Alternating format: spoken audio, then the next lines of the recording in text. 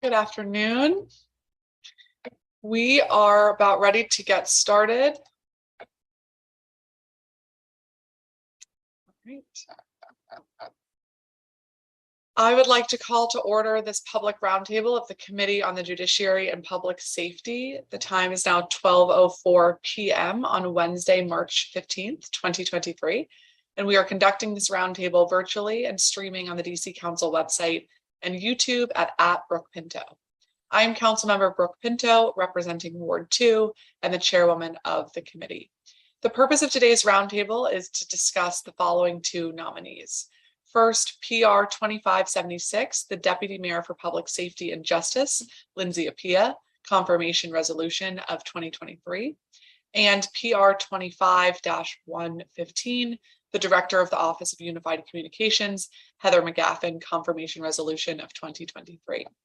The Deputy Mayor is responsible for providing direction and support to and coordination of the district's public safety agencies to develop and lead interagency public safety initiatives to improve the quality of life in the district's neighborhoods. The Deputy Mayor provides oversight of a number of critical agencies, including the Metropolitan Police Department, Fire and Emergency Management Services, and the Office of Unified Communications. The Deputy Mayor serves as an especially important role in coordinating the district's various violence prevention initiatives and related programming, including the Office of Neighborhood Safety and Engagement and the Office of Victim Services and Justice Grants. The Office of Unified Communications is responsible for providing fast, professional, and cost-effective response to emergency and non-emergency calls in the district. OUC, as we'll call it for short, was established in 2005 to combine the emergency 911, non-emergency, and 311 call activities from the Metropolitan Police Department, Fire and Emergency Medical Services, and Customer Service Operations. Heather McGaffin has been nominated as OUC Director at a critical time for the agency. OUC is in need of strong leadership and a culture shift to restore the public's trust through increased transparency, accountability, and integrity. I continue to be deeply concerned about incidents in which first responders have been dispatched to incorrect addresses and dispatches that have been significantly delayed or never relayed to first responders at all. There is no room for error in this work because residents' lives are on the line. And today I'll be asking Director McGaffin about how she's working to address these issues and her response to a recently filed whistleblower lawsuit from a previous OUC director, which raises serious concerns about retaliation and dishonesty within the agency and administration writ large. I will now briefly introduce the two nominees who will be testifying today. First, Lindsey Appiah is currently the acting Deputy Mayor for Public Safety and Justice, a position she's held since the beginning of this year. Prior to that, she served as the Chief of Staff in the Deputy Mayor's office since July 2021. Ms. Appiah began her career in 2004 as an associate at a law firm in the district. She later worked in the Tennessee Attorney General's office. Her work there included overseeing the restructuring of government agencies and policies in response to a consent decree governing Tennessee's Department of Children's Services. Ms. Appiah then returned to the district in 2012 and served in various roles at the Department of Youth Rehabilitation Services for nearly 10 years, and most recently as the interim director of DYRS from March to July 2021. Heather McGaffin joined the Calvert Control Center in Calvert County, Maryland in 2005 as a 911 call taker, working through the ranks as a dispatcher, shift supervisor, trainer, manager, and eventually deputy director.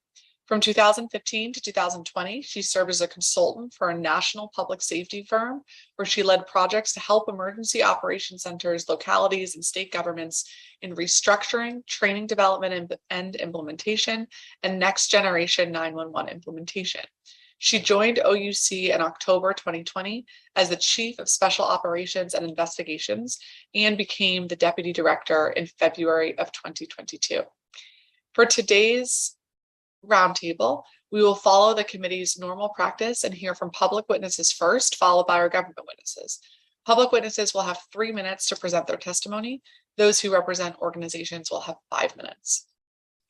So I will now call our public witnesses up. We will have Robert Branham, DC for a Safer DC Inc., Madhi Leroy J. Thorpe, Jr., Chair Shaw Red Hats Patrol and President of the Shaw East Central Civic Association. Mac McGee, Public Witness. Krista Scalise, Capital Area Food Bank. Kathy Henderson, Commissioner from FD06. And Rebecca Ferguson Andre, Public Witness. And we will begin with Robert Branham. Please go ahead, Mr. Branham, whenever you're ready. Thank you. Greetings and salutations, Madam Chair Pinto.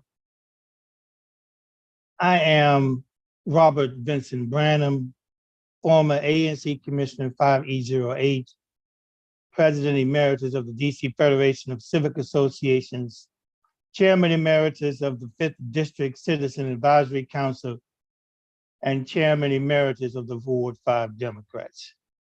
I welcome this opportunity to testify on PR25-76, the Deputy Mayor for Public Safety and Justice, Lindsey Appiah Confirmation Resolution of 2023.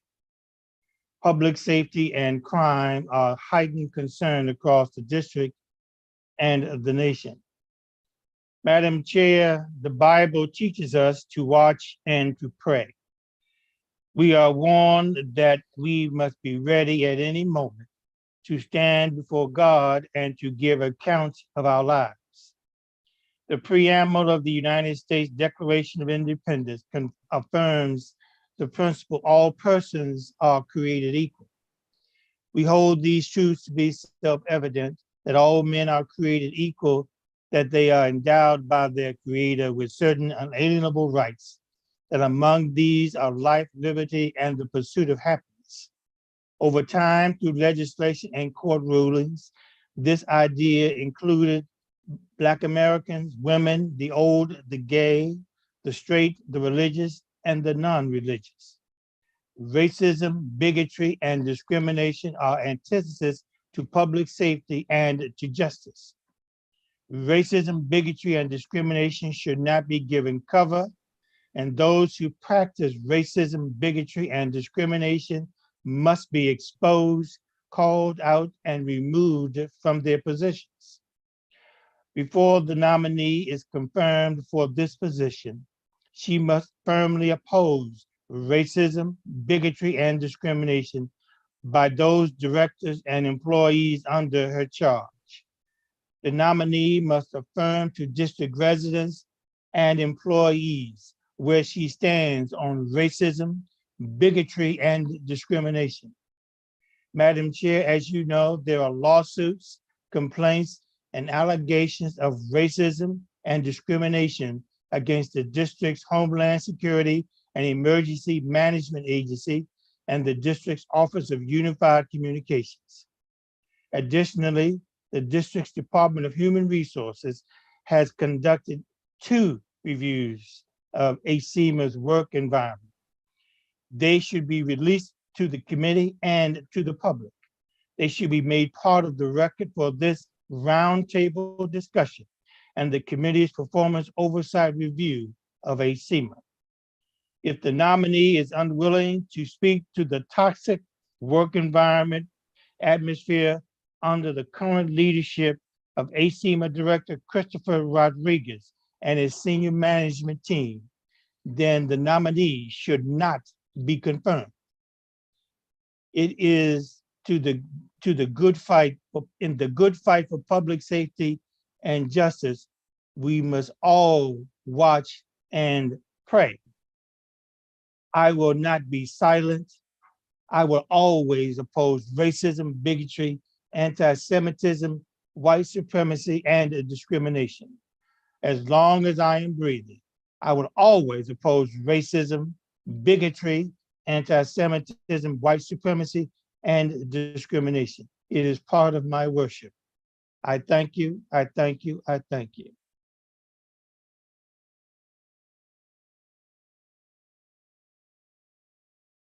Thank you so much, Mr. Branham. Next, we will hear from Madhi Leroy J. Thorpe, Jr., the chair of Shaw Red Hats Patrol and president of the Shaw East Central Civic Association. Go ahead. You're still muted, Mr. Thorpe.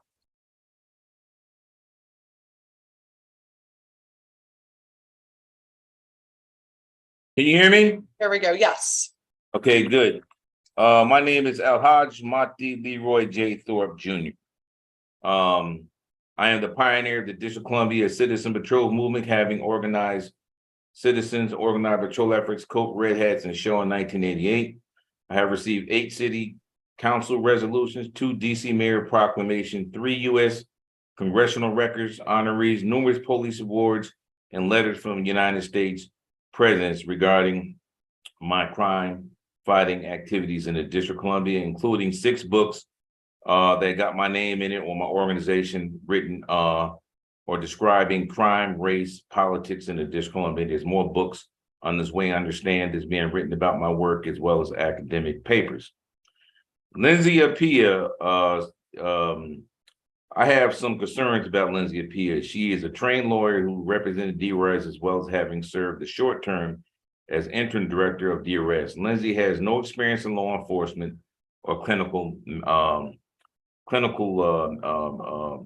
management, case management. The reason I say this is because she's always talking about credible messengers.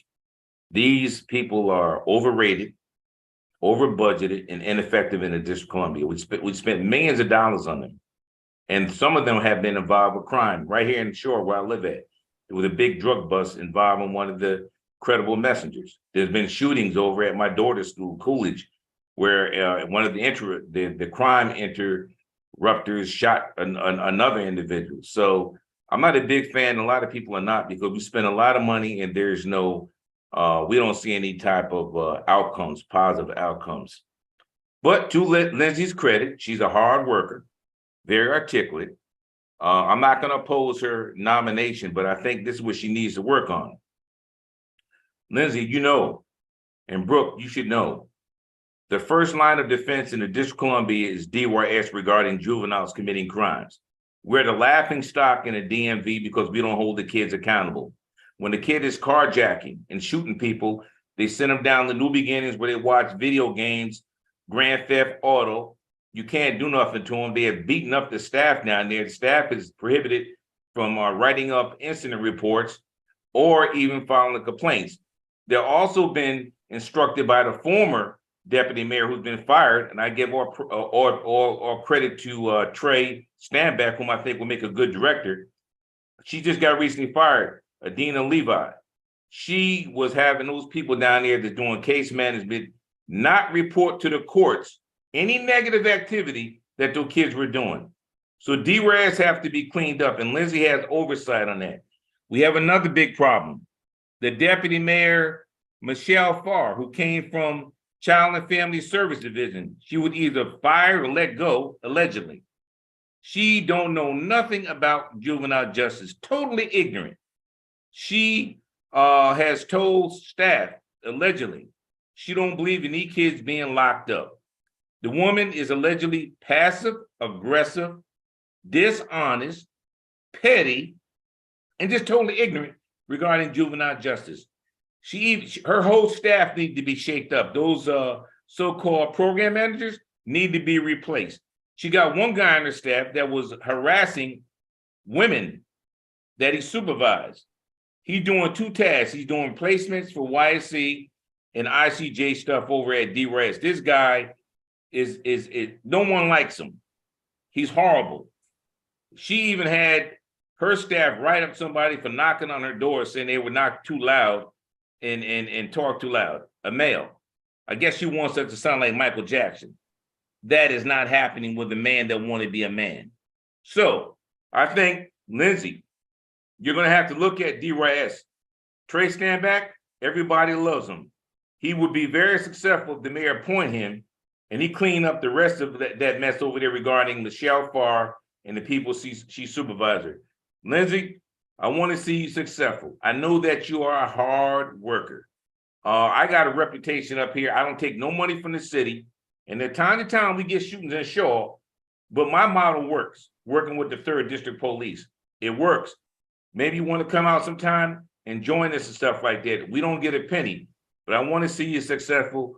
I really want to see you successful, and I'm going to support her nominee. Thank you, Brooke. This is the first time we met. You're my councilwoman, and I appreciate your staff and you for allowing me to testify, because we've been going back and forth on it, because I didn't know I was going to testify. My time is up. Thank you, ma'am. Well, thank you so much, Mr. Thorpe, and nice to meet you too.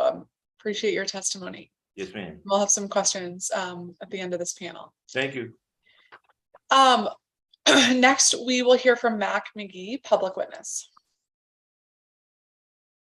Good afternoon. My name is Mac McGee, and I had the honor of serving alongside Ms. Lindsey Appiah at the Department of Youth and Rehabilitation Services for 6 years.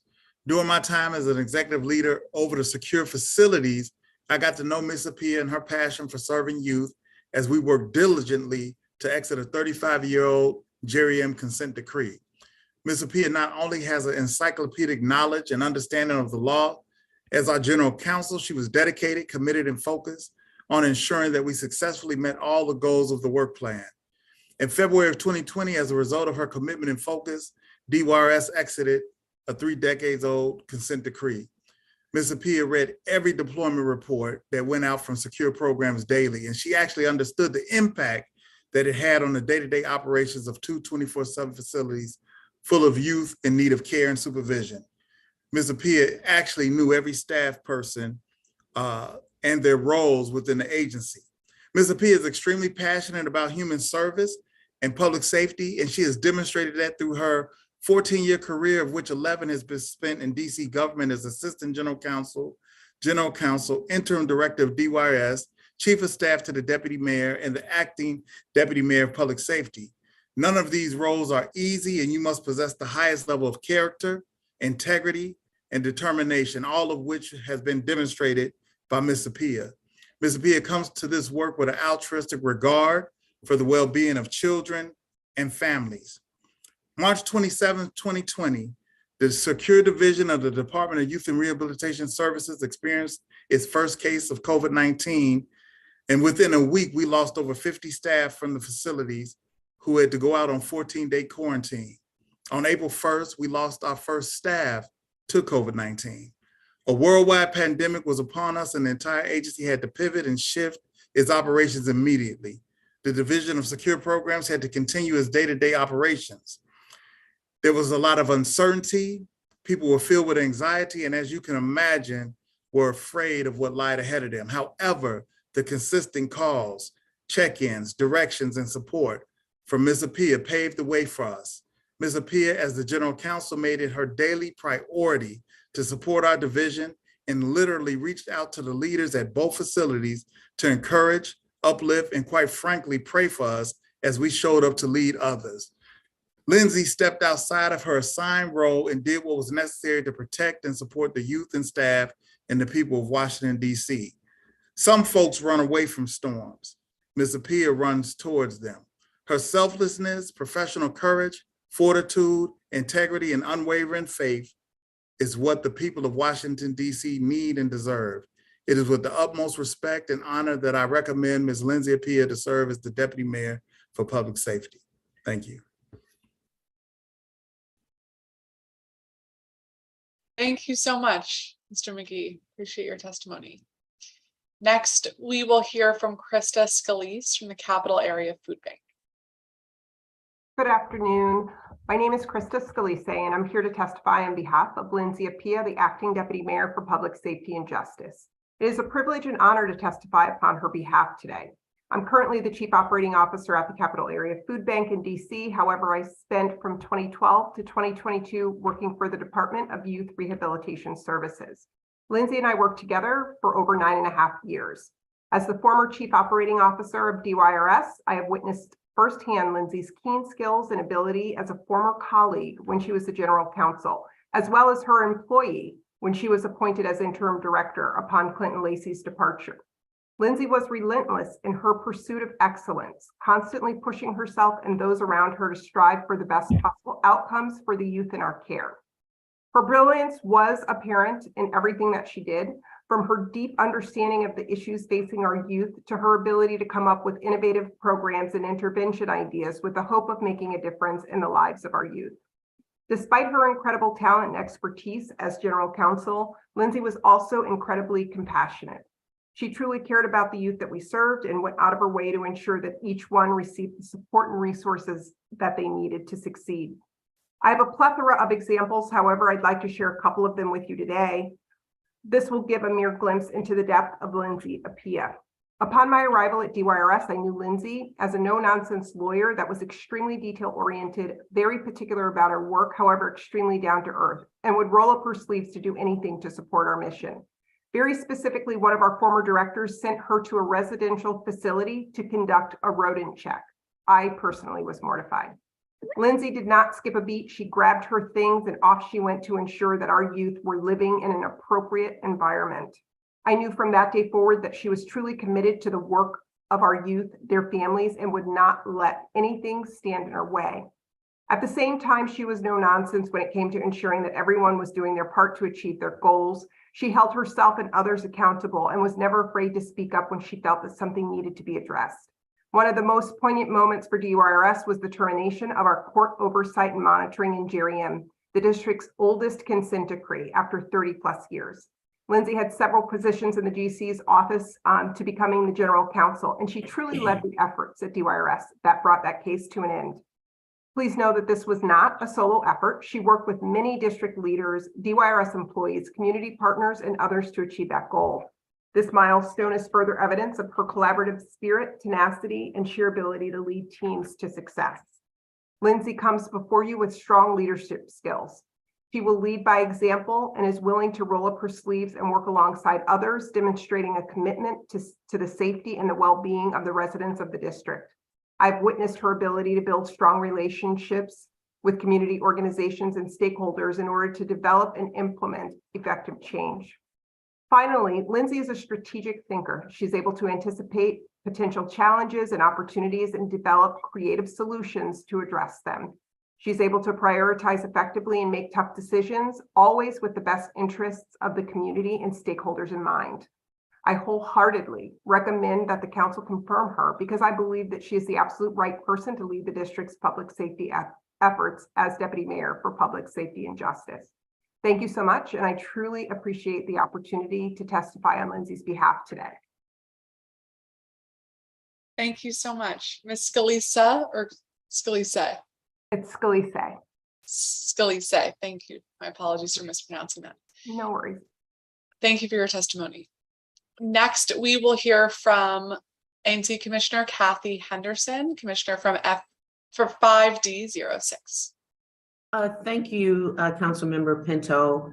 Good afternoon to you and all of the panelists and the ladies and gentlemen in the viewing audience. And I see my good friend here, Mr. Thorpe, and my neighbor, Mr. Branham. And I thank you all for your testimony here today.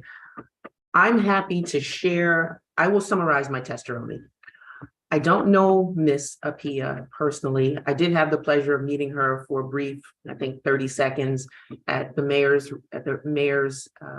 roundtable meeting for the ANCs on earlier this year.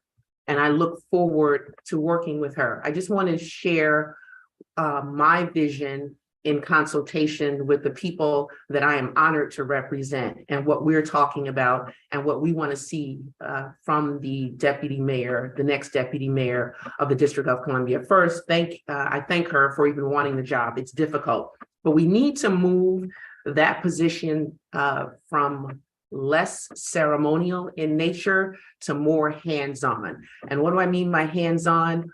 The deputy mayor needs to regularly interface with the council, with citizens, particularly the ANCs and safety organizations. Mr. Thorpe has an organization. He's a former ANC. I am the coordinator for 5D Court Watch. I also worked with DYRS. I'm a former federal employee, and I'm actually a part of I was able to help expedite the implementation of the dental suite at DYRS under the consent decree.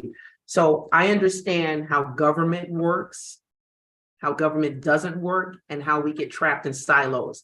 The deputy mayor's office needs to really collapse those silos and work across the city to make sure that we're all on the same page. It was really disheartening that we had to have a seeming disconnect between our quest for statehood and recent intervention from our president and our senators and congressmen on our behalf. And citizens are applauding that. Citizens are very happy to see the crime bill, fail. And that is obviously a disconnect. And that means that there needs to be more, there needs to be a beaten path to Chairwoman Pinto's door and all the citizens in the District of Columbia to make sure that our safety concerns are first and foremost in being addressed.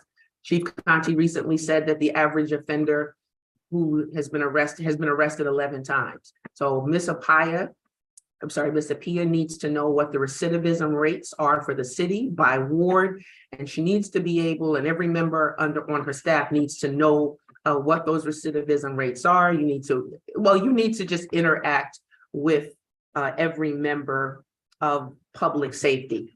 And if she hasn't already done so, I'm impressed by her accomplishments, but I would add, if she hasn't already done so, please read Fixing Broken Windows by George Kelly and Catherine Coles.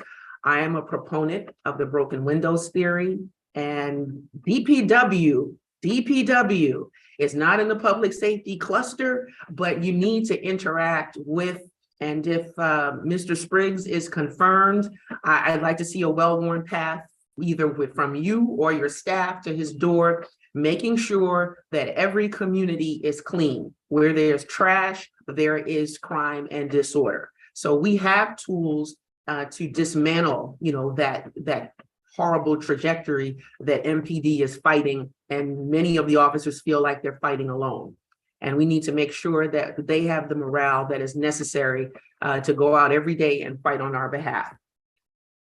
And finally, I want to, again, encourage you to reach out to the ANCs. The ANCs are by law the representatives for 2,100 citizens. So if you're reaching out to the ANCs, you're reaching out to across the city, you are reaching out to the citizens that we represent, and we need to work with you.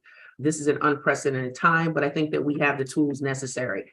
And finally, this may be unpopular among some, but the one's office is ineffective. This whole issue with violence interrupters needs to be revisited. It's garbage.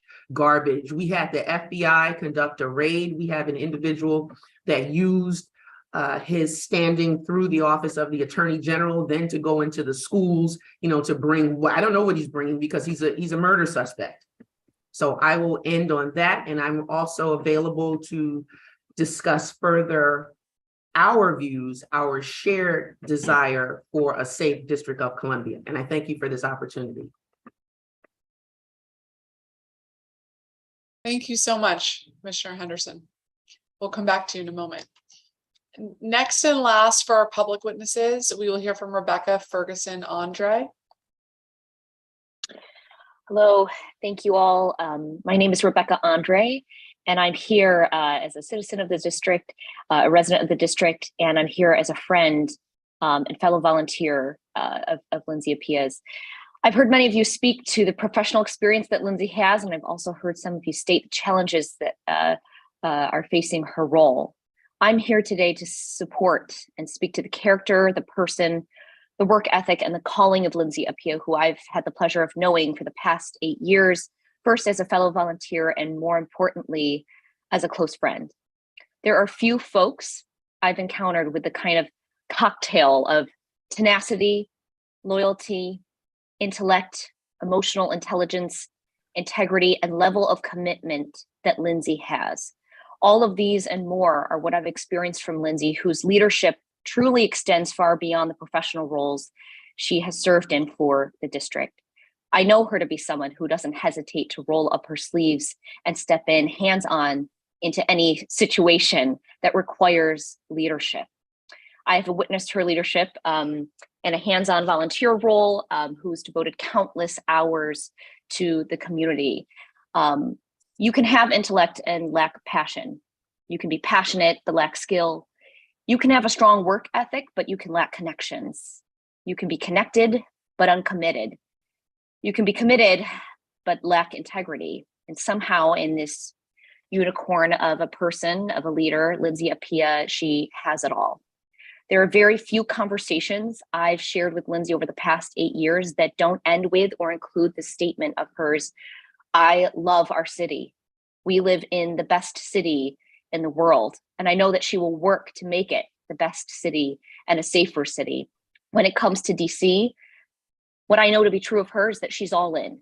And that is true when it comes to this appointment. I'm proud to state boldly with confidence that I believe Lindsey, with her skill set, her wisdom, her love of our city, will work diligently with all of you here in this space and more to make our community safer and stronger. I thank you for the opportunity to testify here on her behalf for this role as Deputy Mayor for Public Safety and Justice. Thank you. Thank you so much for sharing your testimony. All right. Well, thank you to all of our public witnesses today. Really appreciate you joining us and sharing your perspective. I want to start with you, Mr. Branham, and you talked about the importance of rooting out racism and discrimination at all of our district agencies and the importance of the deputy mayor to be a leader in that space. How do you envision the deputy mayor taking a more active role in rooting out racism or discrimination in the agencies that report to her? Thank you, Chairman Pinto. There has to be a visual commitment, a spoken commitment against racism, bigotry, and discrimination. And it cannot be tolerated. And there should not be, when there is evidence, it's one thing to speak against it, but when you are aware of the issues, when it is known to you, you cannot be silent to it. The employees have made it known that the hierarchy at ACMA is toxic. They know this, and I know, and I'm sure the deputy director is aware of this, because a lot of this occurred when she was in her previous made known to her in her previous position. I have not met her, and I'm willing to have discussions with her. But you have lawsuits against an agency and its director. You have one agency that has conducted at least 2 investigations. The second based on the first of a workplace toxic environment by the current director. And if you have the courage, if you have the fortitude, if you are committed to justice, you cannot be silent and ignore the atmosphere within that agency. The employees need to have the confidence that the employer, the director, the deputy mayor have a commitment to justice for all persons, because it impacts their work and it impacts the justice. And it can't be. We need to stop trying to cover. If you say you tell truth to power, then you must tell truth to people you work for, and those and your friends, and be willing to take a hit. And be willing to take a hit. If you're not willing to take a hit on justice and rooting out racism and bigotry in the workplace, then the people who work for you are not going to do what is needed to be done to make your work successful. Mm-hmm. And they need to be confident that you care. Thank you very much. I want to turn to you, Mr. Thorpe. You raised something that is very concerning about folks at New Beginnings being advised. I don't want to misspeak for you, but it sounded like were either unallowed to make a report of incidents that came about or were advised not to do so. Can you elaborate a little bit more on what you've been hearing? Can you hear me? Yes. Okay, yes. There are case managers there that has directly informed me that former Deputy Director Adina Levi has ordered them not to put negative things in the report when these kids go to DC Superior Court for hearings. and that they are not allowed to break up fights during her tenure, nor are they allowed to make complaints or write them up if staff are assaulted. She's gone now, or praise be the law, that I think Trey Snamback, the interim director, let her go about a week ago, last week or so. So I'm glad she's gone, but we got another problem at DRAS. You got drugs in the facility. You got guys, girlfriends visiting. They're not married to these women, and they shouldn't be allowed to have visits. This is one reason why we have a high teenage pregnancy and babies raising babies. So that needs to be eliminated, those visits. And lastly, Michelle Farr, she's another Dina Levi. She totally ignorant regarding juvenile justice, passive aggressive, dishonest, petty, and she won't allow the case managers to hold these kids accountable. Her philosophy is she don't believe these kids need to be locked up. And so what I'm saying to you, Brooke, is that these kids out here in the street, they love to go to New Beginnings in YSC, because why? It's a day camp. There's no accountability.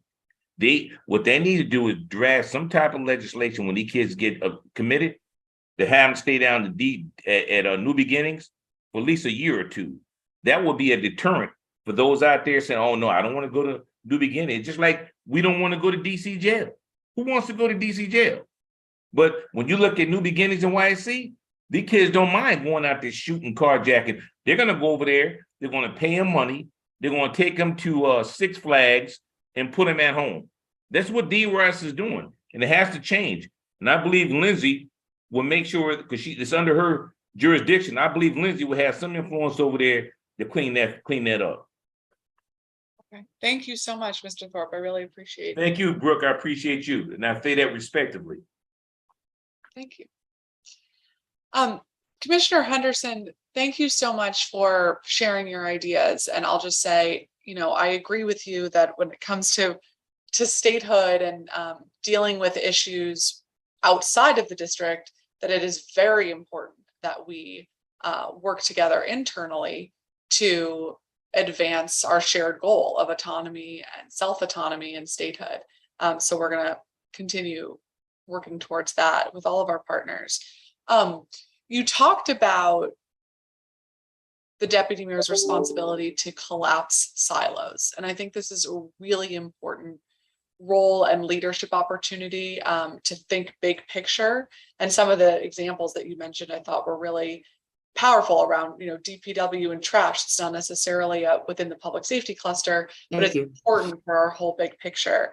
I just wanted to see if you could elaborate a little bit more on ways that the deputy mayor's leadership could more effectively, as she takes on this position, move forward in breaking down those silos and making sure that we are all working towards the same goal, which is to improve public safety.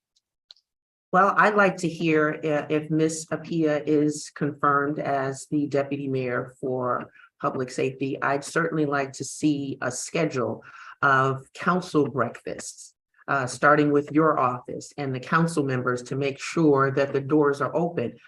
Yes, the deputy mayor reports to the executive office, is under the executive office of the mayor, but there needs to be open, continuous, and substantive communication between the DC Council, particularly the chairperson, which is you, for the Committee on Judiciary and Public Safety. That would be a beautiful first step.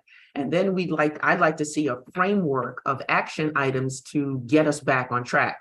We have the tools to get back on track. What has unfortunately happened, and I've been in the trenches along with Mr. Thorpe for many years, fighting crime and effectively fighting crime. And I know that I'm effective because I've won multiple awards for my efforts. So we have the tools to rein in a perception of out of control crime. We unfortunately allowed what was happening nationally to be conflating with what was not happening here. And now we have a situation where people who are lawbreakers of every age feel that they can do whatever they want with impunity. And so I want to start, I don't want to heap a lot of work onto Ms. Appiah, because she certainly has a lot, and I'm available to discuss this in more depth, but I want to see immediately a schedule of, again, meetings with the council, with you and your office, your designees, starting this week. And we're at Wednesday, so that would be a nice start. You have to talk about what the issues are so that we can all get on the same page. We are a diverse city. We have everyone on the council has his perspective. The mayor has her perspective, and everyone under her authority has a perspective. But we need to come to some common ground to make sure that when it comes to fighting crime and protecting the citizens of the District of Columbia, we're all on the same page. And I can tell you there's a big disconnect. The citizens that I talk about, well, they always tell me two things, and I'm always flattered by this, but it's not enough. They always say, you know, Ms. Henderson, I don't even vote unless I see your name on the ballot. You know, that does my heart good, because that means that I'm doing something that they feel empowers them. But I want to see citizens engaged across the board, not just in 5D06, not just in ANC 5D, but in every ward in the city. I talk to people all over the city, and people want to feel safe, and we don't feel safe. And these liberal attitudes and we can do both. We can talk about police accountability, law enforcement accountability, without undermining our law enforcement personnel. We can do that and still address, and I think what Mr. Branham brought up about discrimination, certainly that is important. And a lot of citizens throughout the city, and not just African Americans, but even Caucasian American citizens feel disenfranchised, and they feel like their rights are being violated. And we have open lawsuits against the District of Columbia. That is not a good situation. So I would start by that, just a meeting. Let's start with a meeting. Let's start talking about some priorities, what we're going to address first. I think the one's office. Thank you, Commissioner Henderson. We're gonna have to move on, but I really, of course, but I'm available to discuss that at length at any time of your choosing. Thank you. I really appreciate that. I appreciate your perspective, and I can just assure you from our perspective that me and the deputy mayor have met, will continue to be meeting, and we'll continue to work together in our shared goals to improve public safety. So appreciate that. And I want to acknowledge and thank all of those witnesses who testified as well in support of our nominee today, Deputy Mayor Appiah, and you sharing your experiences and working with her in previous Madam Chair, roles. before you end this session, I just want to say that I have been involved along with Commissioner Henderson in fighting crime in the district, particularly in Ward 5 and 5D. I've been part of 5D for a number of years. I have been working with 3D and part of the Chief Citizen Advisory Council. So, and I'm open and willing to meet with the Deputy Mayor designee if she is confirmed. You know, crime is critical, and I have been fighting crime for years. I've had. And Mr. Branham, I don't want to cut you off. We're running a little bit late today, so we've got to. I understand it, but you know, I just want. I'm passionate about crime also. I've had my home shot up by in fighting crime. You know, Kathy has been impacted by crime. So this, this is a major issue across the city and impacts all of us. So I'm willing to sit down with the nominee and with you to further discuss the issue of crime. Thank you, Mr. Branham. Thank you. Thank you to all of our public witnesses.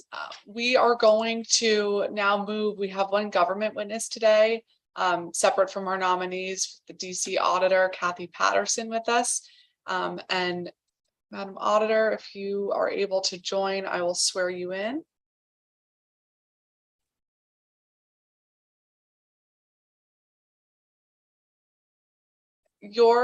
I don't see your video.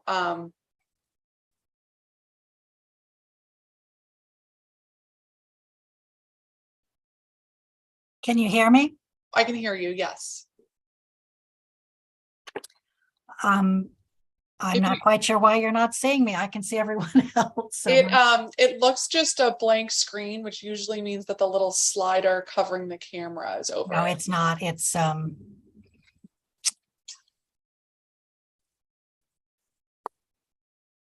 If you would prefer to leave your video off, that's okay. no, it should be on, and I'm not quite sure. My IT folks aren't here at the moment. So Okay.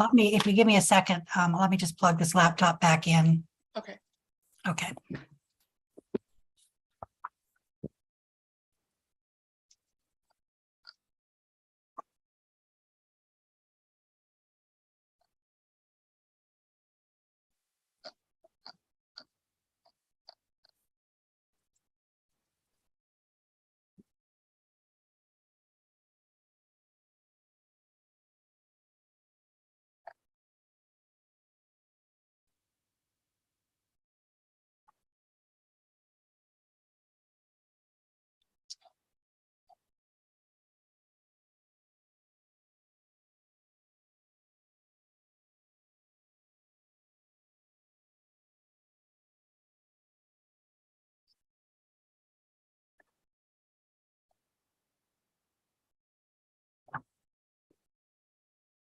Madam Chairman, I do apologize. I'm not quite sure why the video is not coming through. No problem. We can proceed. We can hear you clearly. So it is the tradition of this committee to swear in all government witnesses, and so I will do that now. Do you swear or affirm under penalty of law that the testimony you're about to provide before the Council of the District of Columbia and this committee is the truth, the whole truth, and nothing but the truth? I do. Thank you very much. Please feel free to go ahead with your testimony. Thank you. And again, my apologies. We're getting technical assistance any minute now. Good afternoon, Chairperson Pinto, and thank you for the opportunity to share the perspective of the Office of the DC Auditor on issues relevant to the proposed confirmation of Heather McGaffin to serve as Director of the Office of Unified Communications. We don't take a position on the nomination, but have an update on the audit of the OUC's 911 operations we issued in October of 2021. And as you know, this audit found serious issues with leadership, supervision, training, and the use of technology. We provided an update on the status of the audit's 31 recommendations in September that found minimal progress. We will be issuing another update to the audit within the next few weeks that will report overall progress in addressing and adopting the recommendations. I will cover 3 issues today: the administration's response to the audit, the proposed decision to purchase and implement a new dispatch system, and the need for far greater transparency on the part of OUC. To the best of my knowledge, there has never been a public acknowledgement by the administration of the depth of the issues facing the OUC and documented in the October 2021 audit. That, namely, the district's 911 center had major issues with training and supervision, and especially the use of technology, things that can be addressed through improved management and leadership. Yes, we have a very high call volume. Yes, the vast majority of calls are handled well. Yes, there are longtime OUC staff members who are committed, who work hard, and who serve the public interest. I thank them for their effective service. But it remains a fact documented in the audit that too many calls are not handled well, as you noted in your opening, Chairperson Pinto. I was pleased with the acting director's recent testimony that she agrees with the vast majority of the audit's recommendations and that she intends to implement them. Nonetheless, the OUC's response to our latest update declares several recommendations completed where our experts have been either unable to document progress, or it is simply too soon to evaluate whether progress has been made. We made 31 recommendations. The latest update, the audit team concluded that just 7 had been fully addressed. In the response to the draft report, Ms. McGaffin reports that 23 of the 31 recommendations have been completed. I will provide a couple of examples of instances where more data and evidence of improvement is needed before declaring implementations completed. Our recommendation number 9 under operations was to require the use of the location determining technologies, the LDTs, to locate a caller that cannot immediately state a precise location of an incident, and in situations where the caller does not know the address. Ms. McGaffin reports that this recommendation has been completed. Our audit team considers there to be partial progress only. The failure of some OUC call takers to use the mapping technology available on their screens was documented in the original audit and in both follow-up reviews. LDTs are simply not being used consistently. This issue was present in one of the child deaths last summer that the audit team evaluated. On July 3rd, 2022, there was a call for an infant in cardiac arrest, and the call taker entered the wrong address in the dispatch system. Confusion, you'll recall, between Savannah Terrace and Savannah Street Southeast. The audit team reviewed the OUC investigative report, which, quote, stated that the emergency communications operator, the ECHO, followed OUC event location verification procedures. But the auditor's review found, quote, indicates that this was not the case and that the location information was, as determined by the LDT, was either overlooked or assumed to be inaccurate. The wrong address was entered in the dispatch system and was never updated. Another example, recommendation 25 under quality assurance was to use the quality assurance data to identify training and process gaps and trends throughout the center. I would recommend that the committee ask the nominee to report on each of those quality improvement steps. How many call takers have been given remedial training? How many have taken the 40-hour one-on-one course? How many have been subject to additional personnel action following the subsequent monitoring? My written testimony reviews several other recommendations that we say are in progress and the OUC says has been completed. Whether they are fully implemented must be substantiated with actual performance data, and I recommend that the committee ask the nominee for such data and that you do so on an ongoing basis. While updating an audit that focused in large measure on the need for enhanced training and supervision, our audit team highlighted a new issue that may exacerbate both. The decision by the current leadership to purchase and implement a new call taking and dispatch system. Our upcoming report recounts the history of the OUC and its predecessor agency, having adopted one call and dispatch protocol between 2000 and 2015, and adopting the current system in 2018. The police, fire, EMS, and call center experts on our audit team note that the agency's proposed purchase and implementation of another new system, PowerPhone, quote, will require the retraining of OUC staff as well as the modification of the current quality assurance process, and will require the understanding and cooperation of employees who must transition for a third time to a new protocol system. They add, quote, more importantly, it will further delay the time that the OUC will be able to generate performance-based metrics. I recommend that you ask the nominee for data demonstrating the need for this change, what improvements are anticipated, and whether it has the support of the public safety partners, including the medical director of the Department of Fire and EMS, who is confirmed by the council and has statutory responsibility for overseeing, quote, all aspects of pre-hospital medical services. Madam Chairperson, one way in which confirmation hearings can and should be used by the council is to secure commitments from individuals nominated for cabinet positions.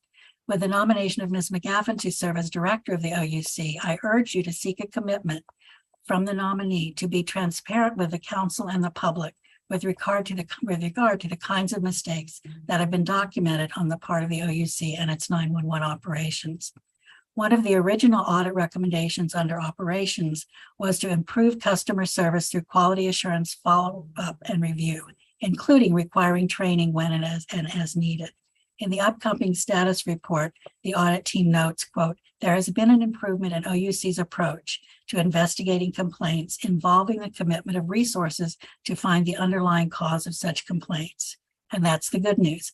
At the same time, the auditors concluded that the OUC policy published last November requires revision. The policy itself does not outline a step-by-step procedure or include timelines for investigations and complaint resolution, and the auditors wrote, should be modified accordingly. We included a careful review of 3 incidents in the original 2021 audit and repeated that requirement in the follow-up report that will be out shortly. The new report reviews the 2 infant deaths that occurred last summer to assess whether mistakes were made and the extent to which the OUC investigated and shared the results of the investigation. I've already noted that the first of the 2 reviews found the OUC had not been forthcoming with the failure to effectively use the LDT. Very little information was shared with the public in the 2 incidents, but the audit team was left concluding that the investigations and after-action reports were conducted according to current policy. But they added, the revised policy should ensure that the reports clearly articulate all investigative and remediation efforts. Chairperson Pinto, I urge the committee to seek a commitment from the nominee to be more specific than simply adding action steps and timelines to the incident reporting policy. To illustrate what I mean, I attach 2 documents to my testimony. The first is the incident report the OUC published on an October 2022 call. The second is a 2-page use of force report that the Metropolitan Police Department is now publishing on its website, based on recommendations from earlier ODCA reports on policy and practice on use of force investigations and the importance of making that information public. Please take a look at the single OUC paragraph that appears on the agency website. The 1-paragraph final statement from the OUC states that this call was classified correctly as a, quote, lift assist, end quote. It describes someone asking for help with an elderly roommate. You will note the incident report begins by stating the agency, quote, is aware of the inaccurate social media report about this incident, end quote. I assume that's a reference to a Dave Statter blog post. According to that post, the caller said the roommate was non-responsive. She asked for someone to check the vital signs. She could not move him because he was dead weight. The call taker, though, did not classify it as an emergency. It was 20 minutes before the first responders arrived. They found the man in cardiac arrest, and he died. But you can see that what remains on the OUC website, accessed by me yesterday, it continues to classify this incident as a lift assist. I recommend that you listen to the audio of this call. Better still, have the agency send the audio file to your staff now. Play it for this confirmation hearing. Ask both nominees if they have listened to this call, and if they have, ask why is an incomplete and misleading report still on a dc.gov website 6 months later. At the very least, an OUC incident report protocol for an emergency call should require a full transcript or even audio and a timeline of the call, rather than a partial transcript and or conclusion. This can be done while redacting private identifying information of callers, as is routinely done in other jurisdictions. And the committee can use its law enforcement authority to review private information, including medical information. What other information would you like to see included in what is publicly released? I have no doubt there are industry standards and best practices in public disclosure when there are incidents that are of concern to the public. And I recommend that you task the nominee, should she be confirmed, with developing a robust public reporting protocol for review of 911 calls by type of call. And if such a commitment is made but not followed, this committee has the option of drawing up such a protocol as legislation to require public reporting in certain critical circumstances to help ensure accountability and to help rebuild public trust. Thank you, Chairperson Pinto, and I'm happy to respond to questions. And again, I apologize for my non-appearance.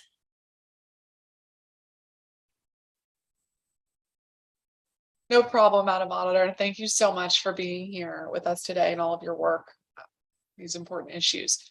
I want to ask you about next steps for your recommendations. And so as OUC makes progress on some of these, on implementing some of the recommendations, and I hear you with your dissatisfaction on the progress on some of those, if OUC does not implement the recommendations that you outline, what do you see as the appropriate next step? What we do with all of our audit recommendations is follow up. And so we would be doing a report. We would do a report every January that details what has happened with our recommendations. We typically wait a year before reporting on the status. And since it will have been a year since the original audit in 2021, we will be reporting again on these recommendations next January. So that's what we typically do. We also, quite candidly, as you know, take advantage of council hearings, performance hearings, budget hearings to come back to some of our audit topics with questions for the council to raise about recommendations that we've made in the past on topics that we have audited in the past. That's what we typically will do. Okay, thank you. I want to ask you about your perspective on PowerPhone. As you mentioned, OUC is moving away from a criteria-based dispatch system and plans to start using PowerPhone. What do you know about PowerPhone, and do you think it could improve operations at OUC? And for those who are unfamiliar, we're talking about this kind of shift of having dispatchers have full autonomy of so many, not autonomy, full, so many choices to manually input who's going to be dispatched versus having some automation to that system to reduce mistakes and hopefully improve speed and accuracy. Let me be incredibly candid and say I know nothing about this system.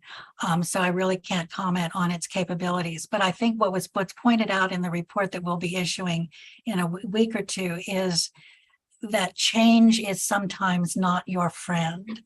This will be the third system that our call takers will be supposedly trained on in a decade or two.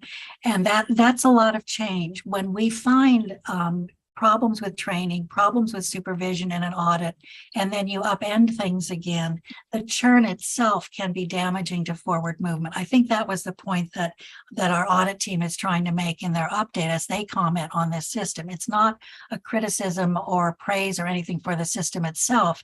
It's just noting when you have call takers who need training and then some who need remedial training, you're now going to make them all go through training again on yet one more new system.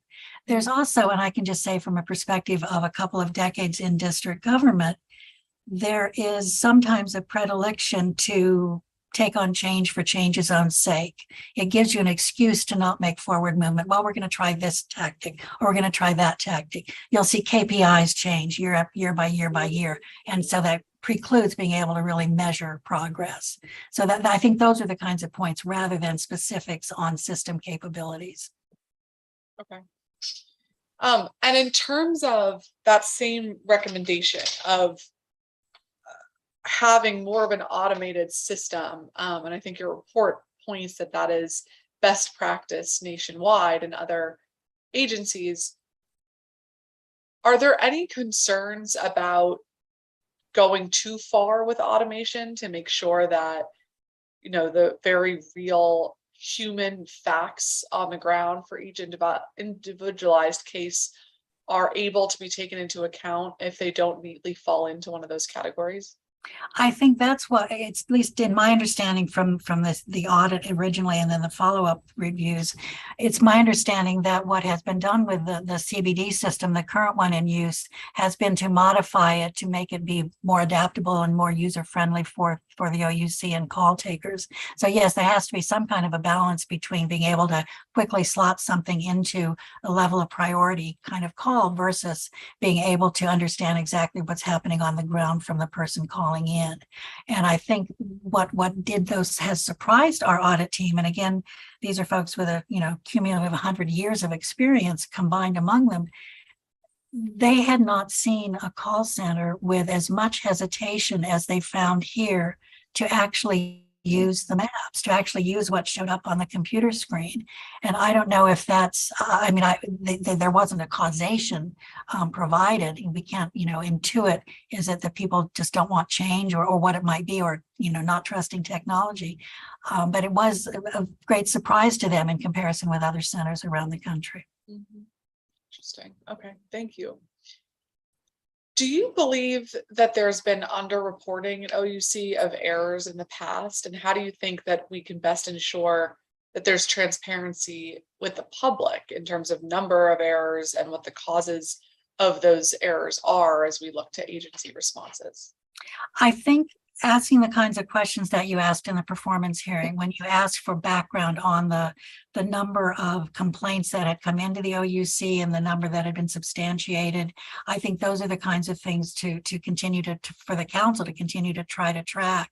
I think the notion of having some kind of a formatted protocol for incident reporting is another way if the agency itself has to report. And I know they're attempting to sample 2% of every call of all the calls of each call taker. I think that's a way to make, to look out for the mistakes that are made. But I think that October call that I am mentioning, that's clearly something that was incorrectly reported. And I don't know the volume. I don't know how many of those. I don't know if the ones that are in the report that the agency has provided to you of the number of things substantiated, I don't know if that's the same kind of error. And I don't know if there have been incident reports or after action reports on those. But I think the notion of having a protocol for reports that then are made public, sort of like the use of force report that MPD is now making public, I think that's something to really consider moving forward with. Okay. Thank you very much. Well, that is it for me, Madam Auditor. Do you have any other last thoughts you want to add?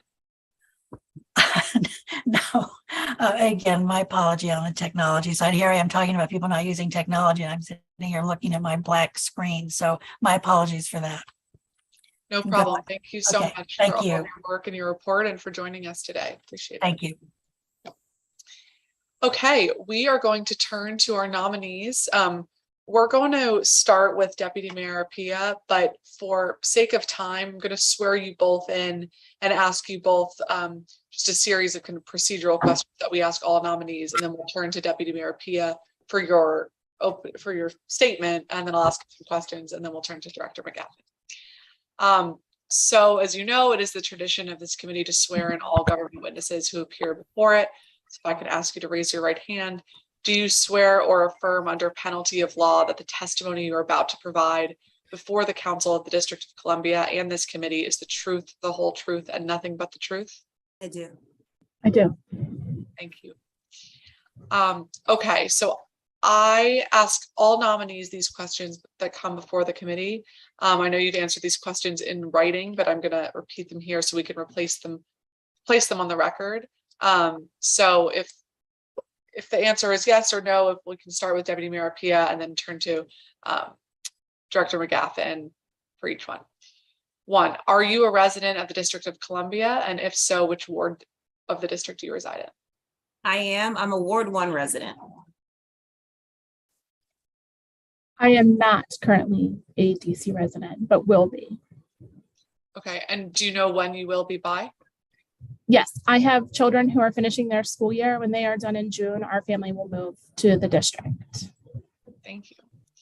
Are you currently an officer or director of any corporation, partnership, or other organization in the District of Columbia, either for profit or nonprofit, which is doing business with the District of Columbia government? I am not. I am not. Do you or does any member of your immediate family hold an ownership interest in any firm that is now doing or has ever done business with the District of Columbia government? No. No. Are you currently a member of any board or commission connected with the district government? No. No. Do you have any outstanding liability for any taxes, fees, or other payments to the district, federal, or other state or local governments, either contested or uncontested? No. No. Have you ever been investigated, disciplined, or cited for a breach of ethics, for unprofessional conduct by, or been the subject of a complaint to any court, administrative agency, professional association, disciplinary committee, or other professional group? No. No. To your knowledge, have you ever been investigated, arrested, charged, or convicted, including pleas of guilty or nolo contendere, by any federal, state, or other law enforcement authority for violation of any federal, state, county, or municipal law other than a minor traffic offense? No. No. And last, have you or any business of which you are or were an officer, director, or owner ever been involved as a party in interest in any administrative agency proceeding or civil litigation? No. No. Great. Thank you both so much. I do want to note we've been joined by our at-large colleague, Councilmember Christina Henderson, who's also a member of the committee. Welcome, Councilmember Henderson. We are about to turn to Deputy Mayor Appiah for her opening statement, and then we'll get into some questions, but I want to give you an opportunity if you have an opening statement of your own that you want to share for either of our nominees today. Oh, I don't have an opening statement. I just have some questions that I can wait until after. Okay, great. Thank you so much. So with that, we will turn to Deputy Mayor, Acting Deputy Mayor, Lindsey Appiah for any opening statement that you may have. Good afternoon, Chairperson Pinto, members and staff of the Committee on the Judiciary and Public Safety, and all those joining virtually.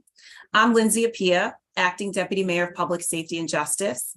It is with the utmost humility that I sit before you today to offer testimony on PR25-76, the Deputy Mayor for Public Safety and Justice, Lindsey Appiah, Confirmation Resolution of 2023. At the outset, I would like to thank Mayor Muriel Bowser for the incredible privilege of being nominated to serve as her Deputy Mayor for Public Safety and Justice. Serving the residents and visitors of the district in this capacity is the honor of my life because I love this city. As the mayor has regularly said, there are few things more foundational and persistent to our work in government than ensuring our residents are safe and feel safe. While this is impossible to achieve without all of us working together, I'm ever mindful that as deputy mayor, my primary responsibility is to encourage, support, serve, and ultimately lead the thousands of public servants across the public safety and justice agencies. Throughout the public safety and justice cluster, we work together and with our partners every day to advance the ambitious but critical public safety priorities that the mayor has outlined for us. And as deputy mayor, the buck stops with me. I recognize the weight of that responsibility and do not minimize or take lightly the gravity of the task. Before discussing my qualifications, I'd like to share some of who I am first. I'm originally from Worcester, Massachusetts, a small New England city full of hardworking, straight-talking, salt-of-the-earth people. I'm the proud, blessed daughter of Richmond and Rochelle Appiah. My father immigrated from Ghana in West Africa. From him, I learned the value of hard work as I watched him work long hours as a machinist to provide for our family. My mother grew up in foster care, and because of that, from her, I learned what it looks like to be caring, compassionate, and open-hearted to everybody, but particularly to those most vulnerable. Because of the challenges my parents experienced growing up, they decided to open our home to foster children so that others would have the safety and security that they didn't have when they were children. Over the course of 30 plus years, our family fostered more than 400 children. From my parents, I learned that faith without deeds is dead, and that a life well lived is one rooted in service to God and others. I am profoundly and immeasurably grateful for the example set by my parents. The truths they instilled through the example of their lives have shaped me and are a significant part of the reason that I chose public service. My life experiences and the importance of service was reinforced by my time at Brown University. I graduated with a Bachelor of Arts in Community Health in 2001. I moved to DC that same year to attend law school at Georgetown University Law Center and have called the city home for 17 of the last 22 years. I'd now like to share more about my qualifications and experience to be the Deputy Mayor for Public Safety and Justice. Mayor Bowser regularly reminds us that our relationship with our residents and visitors is one of trust. Leadership development experts Jack Zenger and Joseph Folkman outlined 3 key elements of trust needed for leaders to succeed. I believe these elements form a solid framework for discussing why I'm uniquely qualified and suited to serve as Deputy Mayor for Public Safety and Justice at this critical moment in our city's history. The first element is positive relationships. A good leader creates positive relationships with others, with other people and groups by doing such things as staying in touch on the issues and concerns of others, balancing results with concern for others, generating cooperation between others, and resolving conflict with others. One of the most critical responsibilities and privileges we have in government is building and maintaining relationships with stakeholders, ranging from the residents that we serve, visitors to our cities, advocates and community leaders, the employees in our agencies, and local and federal partners and officials. When I was asked about what my favorite part of this job would be, I said connecting with people. At the heart of our work is people. Already over the past 2.5 months since Mayor Bowser nominated me to this position, I've had the joy of connecting with key partners, including our residents, in a host of settings and capacities, ranging from individual meetings and telephone calls to community meetings and larger gatherings. I'd like to highlight a few examples on the power of connection and building positive relationships. Several months ago, I attended a monthly meeting in Ward 8 to speak about crime reduction efforts. At that meeting, I met an engaged community leader who shares the same goals for her neighborhood of creating a safe neighborhood in which everyone can thrive. She invited me to participate in a roundtable discussion in Washington Highlands. I recently returned for that roundtable in which she focused the meeting on 3 core values: communication, collaboration, and care. One of the statements she made that struck me was, "Thank you for keeping your word." In the fall, I attended a meeting hosted by the Longfellow, Colorado Apartments Tenants Association, located in Ward 4. I met a highly engaged senior resident concerned about public safety in and around his building. As promised, I returned with representatives from MPD to conduct a public safety walkthrough of the building to generate ideas on how to make the property safer. MPD continues to follow up on those recommendations, even today, actually. Public safety is complex and challenging, and I by no means have all the answers, but showing up is a key part of my job as deputy mayor. I'm committed to continuing to be present for our residents, staff, and all those invested in the safety of our city. The second element is expertise. A good leader is well-informed, knowledgeable, understands the technical aspects of the work, and has a depth of experience. It is evident that this element of trust is exemplified in a leader when others trust their ideas and opinions, when others seek their opinions, and when their knowledge and expertise make an important contribution to achieving results. In his book, Outliers, Malcolm Gladwell speaks of the 10,000-hour rule, which avers that it takes 10,000 hours of intensive practice to achieve mastery or true expertise. I'm not sure that it's as simple as that, but I do believe there's certainly merit to the fact that it takes time and attention to understand and excel at any task. And over the past 11 years in which I've worked in DC government, I've devoted myself to understanding it and excelling at serving the people of the district in the public safety space. I joined the Department of Youth Rehabilitation Services, DRS, in 2012, serving in several capacities over the years, including general counsel and interim director. There are many accomplishments that I'm proud to have been a part of during my time at DRS, but one of my proudest was successfully helping to guide the agency through the necessary operational improvements in all parts of agency practice and performance that led to the agency exiting the 36-year-old Jerry M litigation, which several of our public witnesses mentioned. Originally filed in 1985, Jerry M was the district's oldest consent decree case at the time of its dismissal in 2020. Over the 36 years from when the suit was filed through when settlement dismissing the case was final, the district took numerous steps to strengthen its juvenile justice system, including creating DRS as a cabinet-level agency, closing Oak Hill and opening modern facilities, improving the provision of a wide range of rehabilitative services in its secure facilities, ranging from education to medical and behavioral health services, and increasing the safety and security of the facilities through evidence-based behavioral management practices and enhanced staff training and supervision. I was responsible from the first day that I started at DRS with helping shepherd the agency through the complex systemic and legal challenges and changes necessary to us successfully exiting the lawsuit. The settlement and dismissal was a tremendous victory and demonstrated the progress Mayor Bowser made to improve and strengthen the district's juvenile justice system. I'm deeply proud of the contributions I was able to make in this transformation. In 2021, I joined the Office of the Deputy Mayor for Public Safety and Justice as Chief of Staff. In this role, I advanced the mayor's mission of ensuring that all district residents both are safe and feel safe by providing strategic direction, guidance, support, and coordination to the 12 PSJ agencies.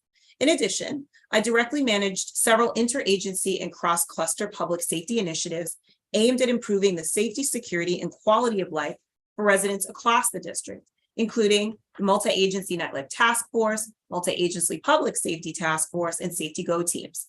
I was the representative for the Deputy Mayor's Office to the Interagency Detention Work Group convened by the U.S. District Court, served as proxy for the Deputy Mayor to the Criminal Justice Coordinating Council, and was responsible for ensuring implementation of acute reforms to the Department of Corrections Central Detention Facility, which required interdistrict agency coordination as well as collaboration with federal stakeholders like the U.S. Marshal Service.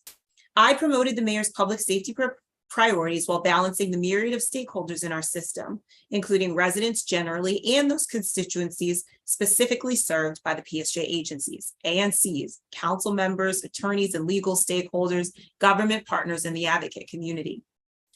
During my interview process for the deputy mayor position, one of the interviewers stated that while there were many extremely impressive, highly qualified candidates with a broad base of knowledge and experience in public safety, I possessed a surgical knowledge of our district public safety and justice ecosystem. I've been privileged to be a part of the PSJ cluster in various roles over the past 11 years, and that has afforded me a specific and unique view on the cluster's strength and areas of growth opportunities.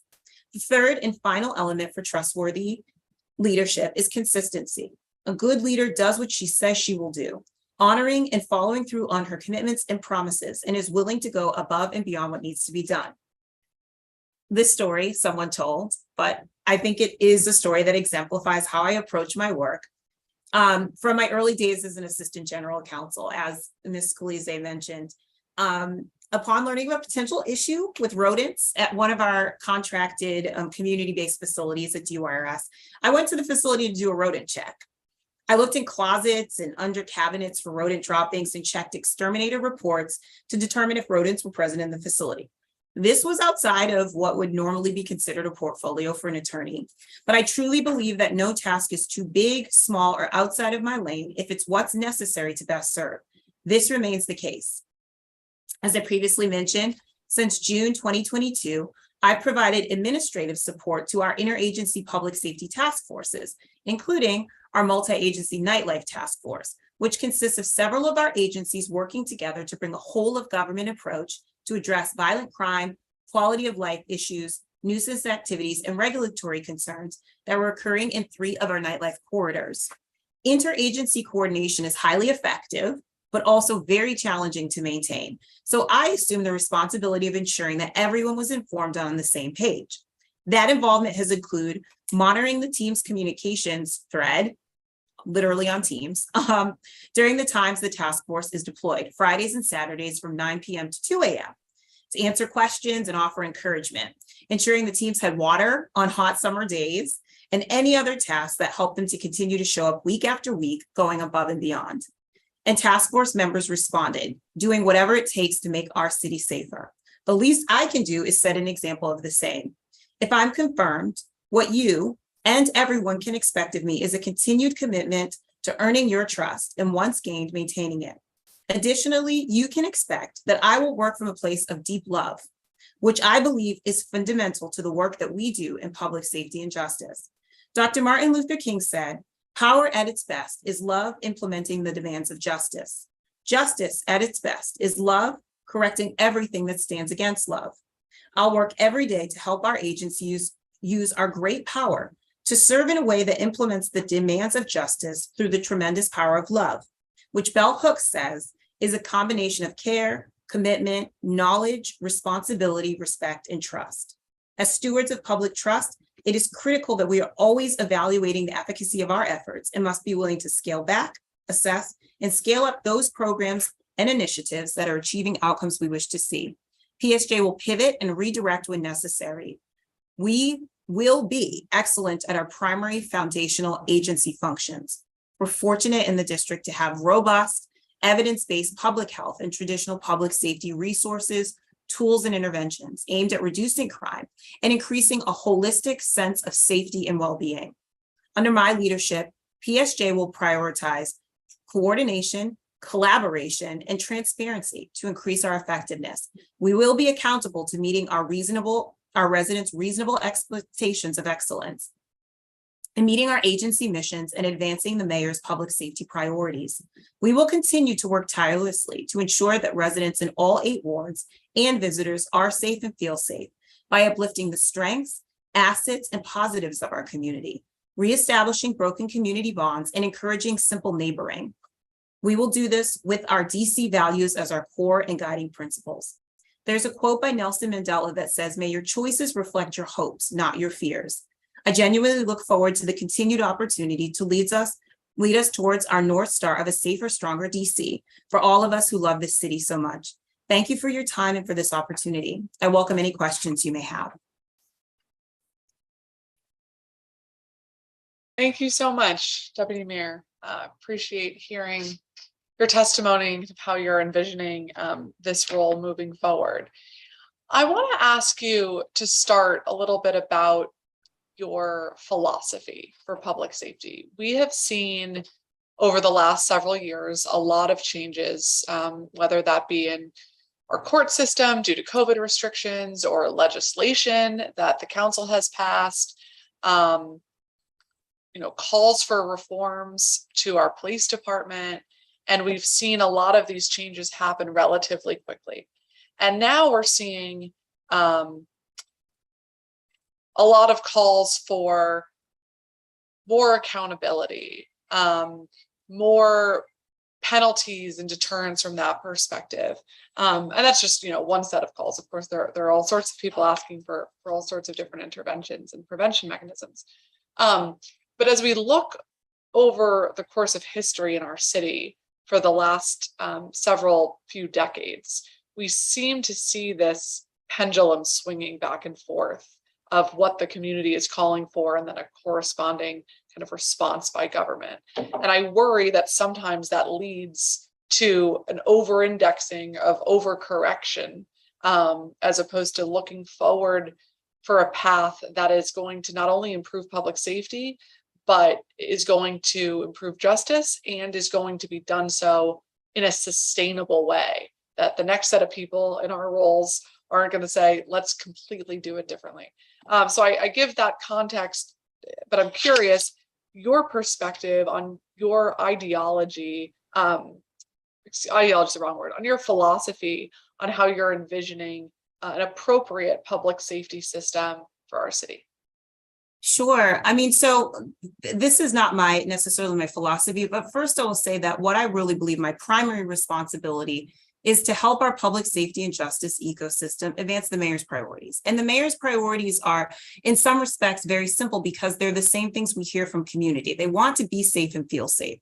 And I know that that seems like very sort of simplistic, but I am a simple person sometimes. Like, these are complex issues, but if we start with the North Star of the first, what do we know to be true about how we make people safe? And then there's a whole other realm of what it looks like for them to feel safe, right?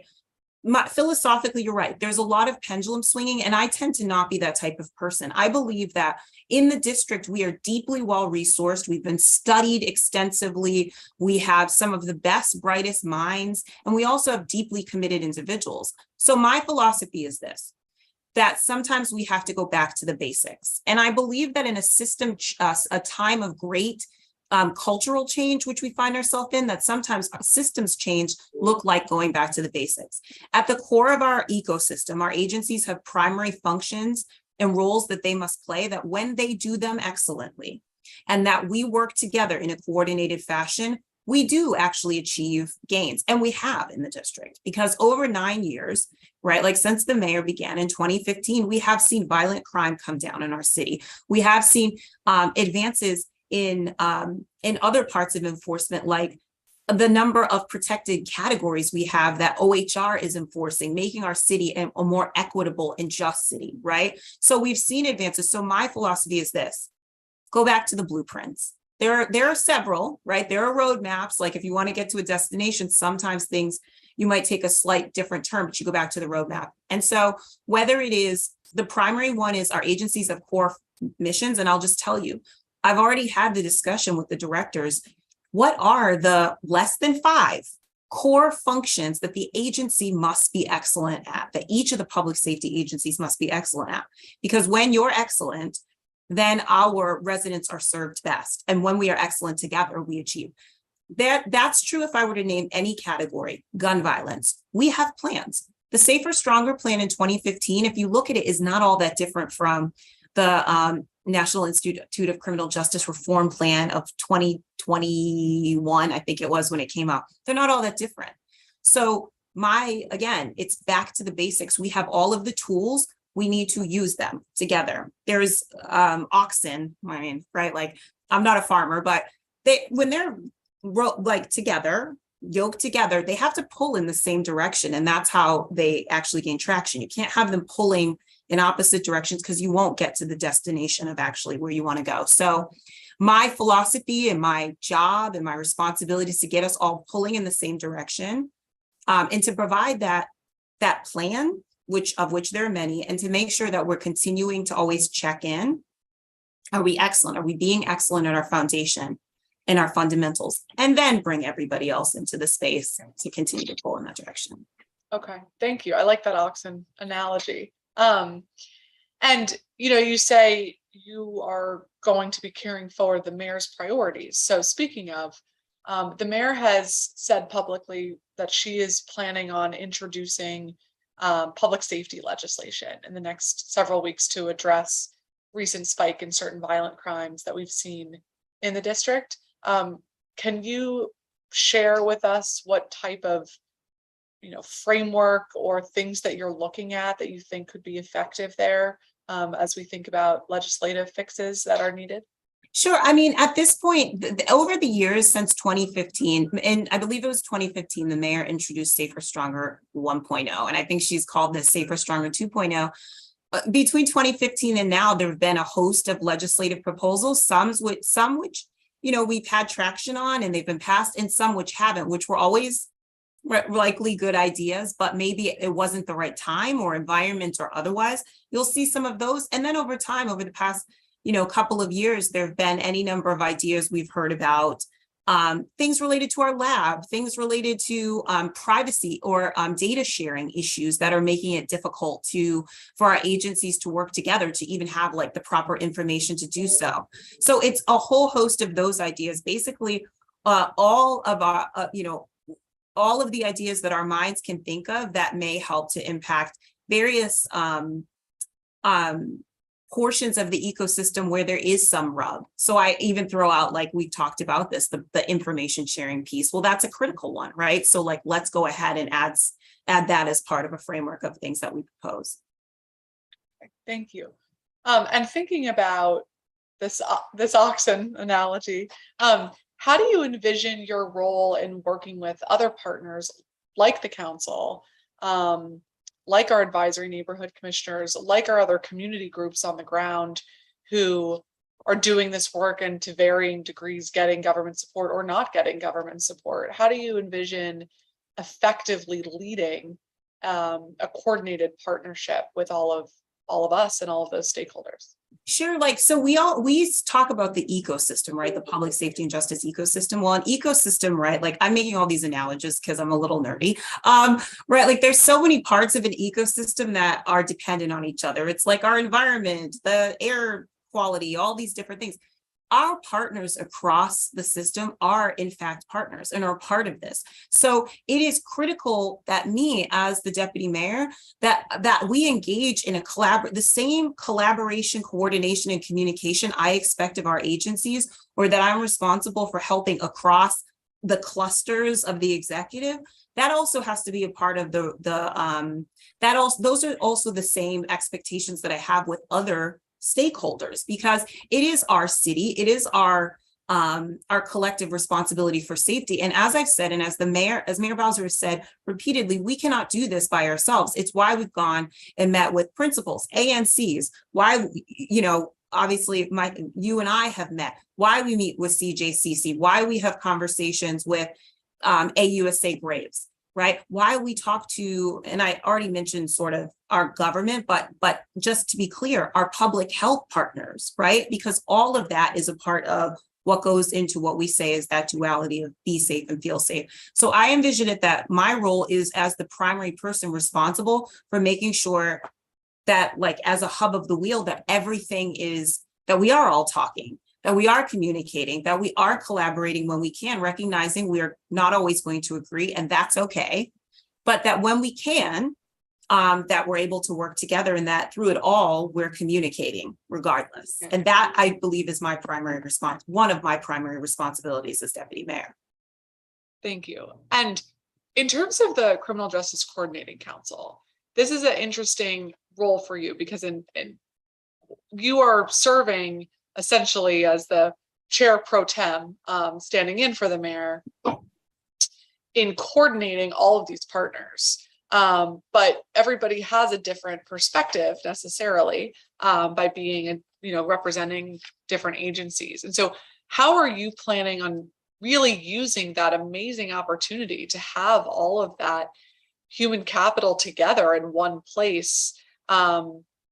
And it's not, the mayor's cabinet, it's you're chairing the whole apparatus, and I hope so that we can move forward on solutions. How are you planning on using that body to do better?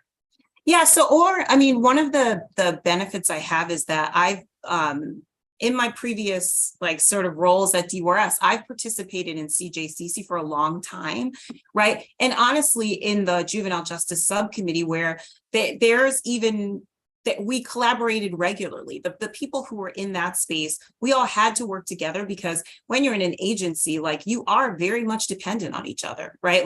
I can't work separately from court social services, probation, right? I have to work with the court. to actually accomplish the work. So it's not a body that I'm unused to. I think I'm a very sort of pragmatic person, like very New England pragmatic, right? Where it's like, you've likely already seen that I'm like, let's be honest with each other about the things that we're never going to be able to agree on. We play very different roles so that we can be more practical. And so I think I'll always try to be that person who's like, has a respect for the roles everyone plays, so that we're able to be narrow about what is the work we can do together, right? So that we're focused. Because if we focus on the things we can do together versus having larger discussions on issues that system or members of the CJCC, like the Public Defender Service and law enforcement, may not always be able to talk about all the same issues together, right? Like there may be very specific progress we want to make where we're like, you know what, this conversation maybe is for a different place, but so let's focus in on what we can accomplish together. That's what I'll do. And I always will push us to have very honest conversations in that space, because it's what it's for, versus sometimes externally where we may take different positions for any number of reasons. But in this space, let's be as honest as possible about challenges, things that we'll never be able to work on, and the spaces where we will be able to. Got it. Okay. No, that's helpful to understand your thinking there, because my instinct in that space might be slightly different in that if you can't talk about the differences there, then where are you going to really talk about them? Because that may be a more productive avenue to hear earnest perspectives from other principals with a different viewpoint and a different role, if we're assuming our same goal is the same. If all of our goal is to improve public safety, then it is okay that different principals have different ideas for solutions, so long as it gives policymakers and other folks in a implementation position tools that they need to kind of carry forward their piece of that within that mission. Sure, just for clarity, so the ideas is one thing. I think I'm talking more like, hey, if we're going to talk about case specific stuff, like what happened in these cases, so that we can then figure out, right, like we're doing this federal partnership with ATF and U.S. Attorney's Office, and this is where there might be, we're informing you of what's going on so that you are aware of the type of work we're doing. There's some things that just will never be appropriate for that space, and we have to acknowledge that, right? Like not the different perspectives so much as like the nitty gritty of the work. Right. Okay. Yeah. I hear you. Okay. Thank you. My apologies, Councilmember Henderson, for going over. We're going to turn to you now for a 10-minute round. Go ahead. Thank you, Chairperson Pinto, and good afternoon, Deputy Mayor. I wanted to start by asking you, what do you believe the role is of the Deputy Mayor's office in terms of communication or relationship or policy strategy, et cetera, when it comes to the U.S. Attorney's Office? Oh, I mean, I think we play my office, plays a critical role. I mean, we talked about the CJCC generally, but there are specific, that's the entity that does most of the prosecuting in the district, right? And so one part of our ecosystem is that part of enforcement or accountability. And so it is vitally important. And in fact, I already have a standing meeting with AUSA Graves to talk about not only their issues that he may be seeing with our agencies, right? For instance, if they're not able to paper, well, it may be that there's an issue that MPD is having, right? And that needs to be communicated in an honest way, so that if there's something that the executive can do to improve case outcomes, that I'm helping to make sure that my agencies are doing that. That's one piece. Part of our other types of communications are everything isn't prosecution. They see a certain part of the system where it's like, well, this might be where there's a gap. We've already had those types of conversations where it's like there's mental health challenges we're seeing. Are there some resources available to address that? Right? Like that type of interplay. And then the other part is to make sure that as the AUSA or the U.S. Attorney's Office is a federal partner, that the allocation of resources that we need as a district to make sure that our cases are being handled in a timely fashion, right? That we're pressing on that. how many prosecutors are handling our case? What else needs to be done, right? Like, how can we make sure homicides come to closure more quickly? Or, you know, issues like the DFS lab. How can we work together to get what we need in our system, which is a functional lab? And so it's very much the same type of relationship as you know, a lot of our stakeholders, where it's a regular conversation. That's good to hear, because I feel like sometimes when we talk about it from a federal context, people sort of think of it as in, oh, I have no role, no jurisdiction, no influence or input in terms of what is happening over there. And in the conversations I'm having with folks in community, of trying to explain to them, as you sort of say, this is an ecosystem that we are dealing with. And there's a part of the public safety ecosystem that we don't directly control, which kind of puts things into a play, right? So get a lot of, well, the council did this, or the mayor's office did that, or MPD did X, but like the courts is a whole other entity. And it's good that we're having conversations there.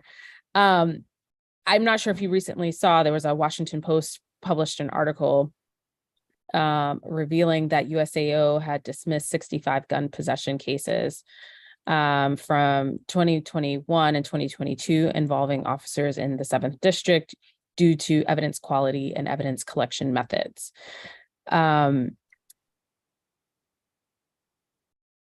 What is the deputy mayor's role when that type of situation arises? And if we think even further from that, if we look at the annual report from the USAO, I think in FY22, them declining to prosecute about 67% of our cases that we're bringing. Now, who then brings together all the relevant parties? Is this you to discuss, okay, what are the reasons and how do we fix this? Sure. I mean, certainly CJCC is one body where we're trying to have those conversations. The challenge I mentioned when we were talking about legislation, the need to work on some of our data sharing pieces of legislation, because I think it can be a little bit of, it can be a barrier sometimes legitimately, and I'll be honest, sometimes a barrier as much as people want it to be. And so in order to have like real clear and informed conversations, we have to be able to know like really what's happening and to be informed by data. And so that's some of it. So the CJCC certainly has a role by helping us pull together data and sharing where they can. And then it is what we discussed, right? Like because I have a standing meeting with the U.S. Attorney, it's my responsibility to ask what is going on there, because I'm a lawyer. So I know there could be a whole host of reasons, but I want to make sure that to the extent, certainly that it's an executive issue, that there are things that maybe MPD needs or discussions that I need to have with the chief or otherwise, that we're doing that and owning fully what we own, right? And then also, like I said, continuing to press on the fact that everybody in our system, we talk about accountability, everyone's accountable to our residents, victims, and those who perpetrate crime, right? Like we're all accountable. And so having the types of discussions about what we need to do to improve case quality or otherwise, so that our cases so that people feel like that justice is being served, both, again, for victim and perpetrator. I do think of the deputy mayor role as a convener and a coordinator. And so I am glad to hear that you are, you recognize that, but also are willing to lean into those relationships to get down to the bottom of what's going on. Because I feel like, as with any part of the government, right, there are lots of finger pointing, lots of silos. And frankly, what we need right now is answers and movement, right? People want to see action taking place. Let me turn to asking you around the Department of Youth and Rehabilitation Services. In your role as deputy mayor, will you be a part of or / responsible for the new search for a new director? I am, yes, very, very closely a part of it. Okay, and where are we in that process? I was at the performance oversight hearing right when the news broke, and so it's a bit of an awkward transition, but the team there, recovered as much as they could, but I would love to hear an update in terms of what's happening there. Sure. And so, I mean, you can imagine that I spent 9 years at DWRS. So like, I care deeply about everything, but I care deeply about the Department of Youth Rehabilitation Services, about the staff, about the young people and their families. And so I'm very, very involved and in making sure that interim director Standback and the team are good, and that the issues that precipitated why we needed to make some moves are being addressed. There are a lot of good people, I just want to say that, who've been at DWRS a long time and really do know the work that needs to be done. They need a leadership model that lets them know that at the primary, when I talked about back to basics, having safe and secure facilities for our youth and staff has to be one of the basics of DWRS, right? Like it has to be. So I say that. So we're working on that. The director position is posted. Okay. And so it's been posted for a few weeks, maybe 2 or 3 weeks. We posted it relatively soon. So we are soliciting candidates and working together. I'll just say, right, like former Director Lacey is someone who is a mentor and a partner and continues to be really invested. And so I'm working with him to make sure that we generate a pool of really good, qualified, caring candidates that ultimately go before the mayor so that she's able to make the best decision possible. So at that hearing, the performance oversight hearing, Councilmember Trayon White asked some questions in terms of some of the incidents that we're kind of alluding to here. And in that hearing, the acting director, and I think also the COO, wasn't able to provide details in terms of what happened or the resolution, but had said, we'll follow up. Yep. The thing I think you were talking about with Councilmember Pinto in terms of like communication pieces is that we all get questions about these issues, and yet it seems like only one person in the body is provided with information. What I would hope that as we are sort of going through the process in your confirmation, if you're confirmed, is that we can establish a bit more of a regular communication cadence between the deputy mayor's office and the council members in terms of the array of issues that are happening in the public safety cluster. Is that something that we can work on? Yeah, absolutely. Like I really am. And I think, I don't know if this is being a government lawyer, like what it is, but we are accountable to our residents. And so transparency, like to me is everything. And so I am happy to meet. I'm happy to communicate. I'm happy to tell people what we can. I will say in that instance, you are correct in that it was like, I think Friday to Monday. So they were not joking or trying to be obtuse or otherwise when they said they really didn't know. They were not aware. There was some silos in the agency even. But one of the things that I really believe is that it is one of the things my office can offer is making sure that that council is getting the information necessary. Because as you can imagine, the agencies, most of it is not intentionally trying to not be communicative. It's just a lot of things on their plate. I understand. So, yeah. As I try to share with the agencies under my purview in the health cluster is that, well, 2 things. 1, oversight doesn't have to be adversarial. And number 2, use us where we can to communicate some of the positions of what happened with an agency, because a lot of times folks will come to us and say, what's going on here? And there's probably a very logical, reasonable explanation, but nobody has provided that information. And therefore the delays is what causes like, oh, they must be trying to cover something up, or, oh, in the absence of information, that is where it breeds myths and distrust. I just want to say really quickly, so we looked up to see the position. It's not on the DCHR site. It's not on the DYRS side, but it's on the MODA site. Y'all got to do some consolidation on the workforce sites, because if somebody was looking for that job, they wouldn't necessarily know. Sorry for going over Councilmember Pinto.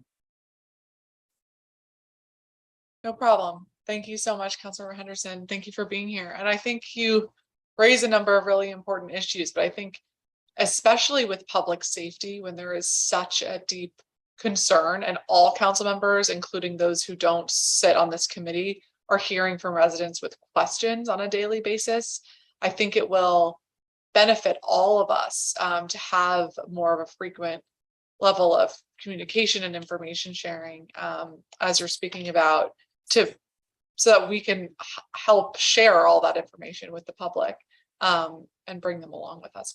I do want to turn to some comments that have been made in the past about some of the prevention programs. And I know the mayor has called for more investment in our police, and she's recently seemed to signal that she thinks we're over-investing in violence interruption and prevention programs in the district. And you've said in public settings that we may need to pause or step back and evaluate some programs before expanding them further. Can you expand on that a little bit? Is it your opinion that we need to scale back our investments in violence intervention and prevention, or what specifically are you looking at in that evaluation to determine their efficacy? Sure. One of the things that we always say, and that, we're stewards of public trust, and that also includes stewards of public dollars. And our residents deserve to know if we are achieving the outcomes that we are hoping to, and if we're not, like, what is really going on. And so it's always important, and I think I said it in my testimony, and I really believe we're always in the process of looking at what is working and what quite isn't working and investing appropriately. And so I have not heard the mayor specifically discuss, right, like over or under investment in one area or the another, but I do know that she's very, very committed to making sure that we're investing in using our dollars and our staffing resources and otherwise in ways that bring us the greatest impact in what our residents are asking us for, which is safety, and also in preventing crime, right? And so where we are right now is what I said, is that we have been very, very fortunate in the district to have a lot of resources, right? And we are the envy of basically every jurisdiction in this space in terms of the breadth of resources available. And that's wonderful. But at times, unintentionally, we have, by sort of going wide, become not as coordinated as we need to be. And sometimes we have multiple programs in the same space, and, those type of things where we want as much effectiveness as possible. So it's important for us to take a step back, right? What that actually looks like, we're kind of in the process of doing. Like, how are we achieving the outcomes that the programs need to or should? Does that match the dollar investment? Because money isn't limitless. I think we've seen what the projections are, right? Like from the CFO one way or the other. So we really need to be thinking, how are we maximizing impact? And so that's really what we're doing now is we have, for instance, two different sets of violence intervention programs, right? They have different models, but so they're kind of in the same neighborhood sometimes. And these things can sometimes help more than they hurt, to be honest with you, because there's competing now going on. That's a big piece. And so my perspective is that we have to always be willing to say, to be honest, is this working?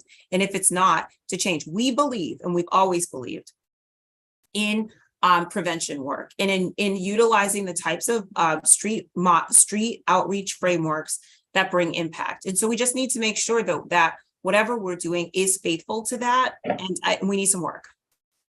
Okay.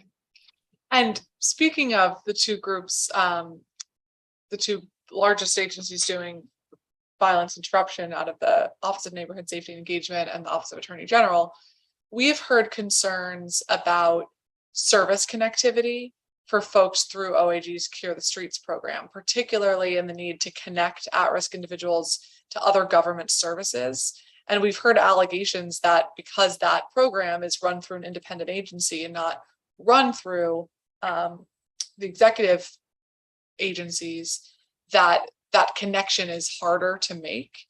Can you speak to that, if that's a problem that you've identified or are working to ameliorate?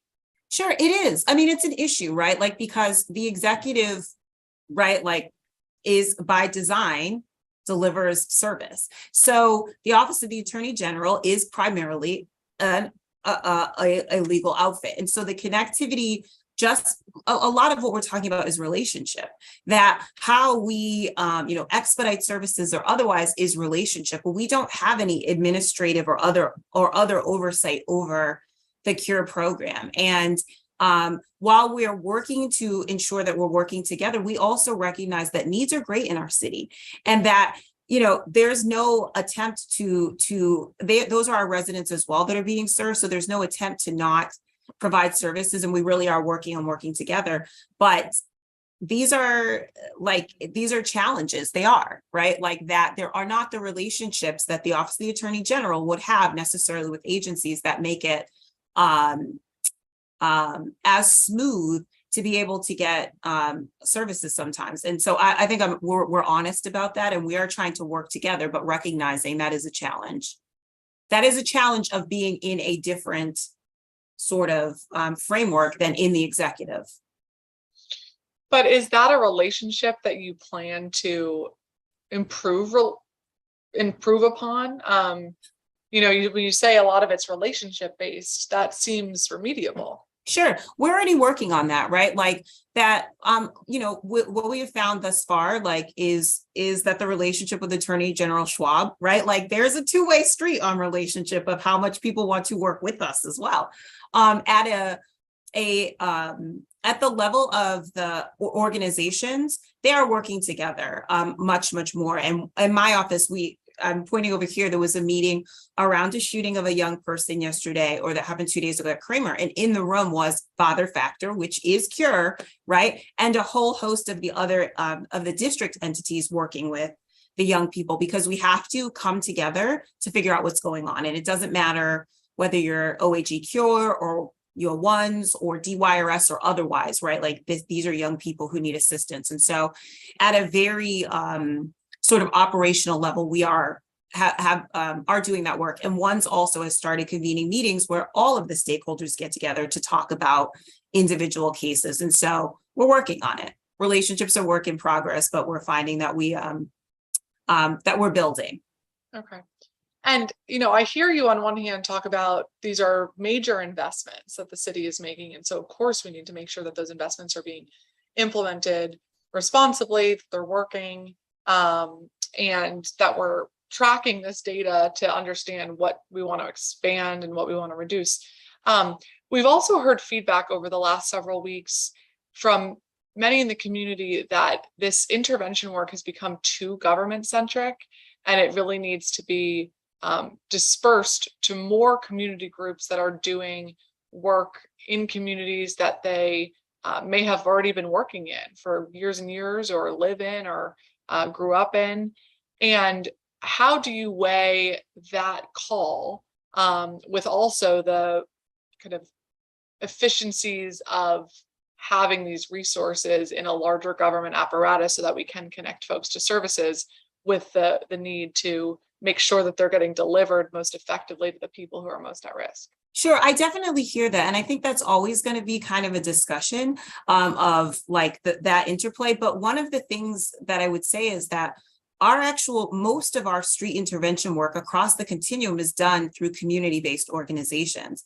That by and large, the district grants tens of millions of dollars to community or more, right? Like OVSJG, right? Like has even a whole other pool where the work primarily is being done through CBOs who are bringing on individuals with roots in community. And so I think there's always going to be, the struggle is we do often work with some of the same organizations. And so when I hear that, what I hear community saying is, well, you guys, it's a closed model because you're working with the same CBOs.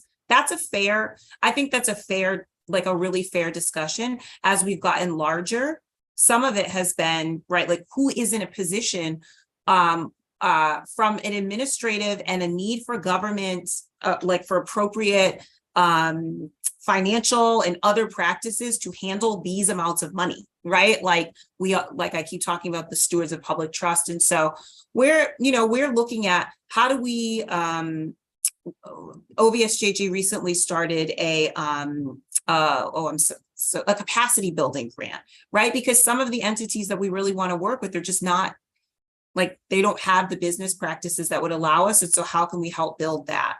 And so I think it's a constant work in progress. And some of what we've done is like bring community into government to then administrate these programs out. And so we're also working on our granting structures to make sure that they are fair, right? That we're not always preferring necessarily, right, like those that people may have relationships or otherwise with, but yeah.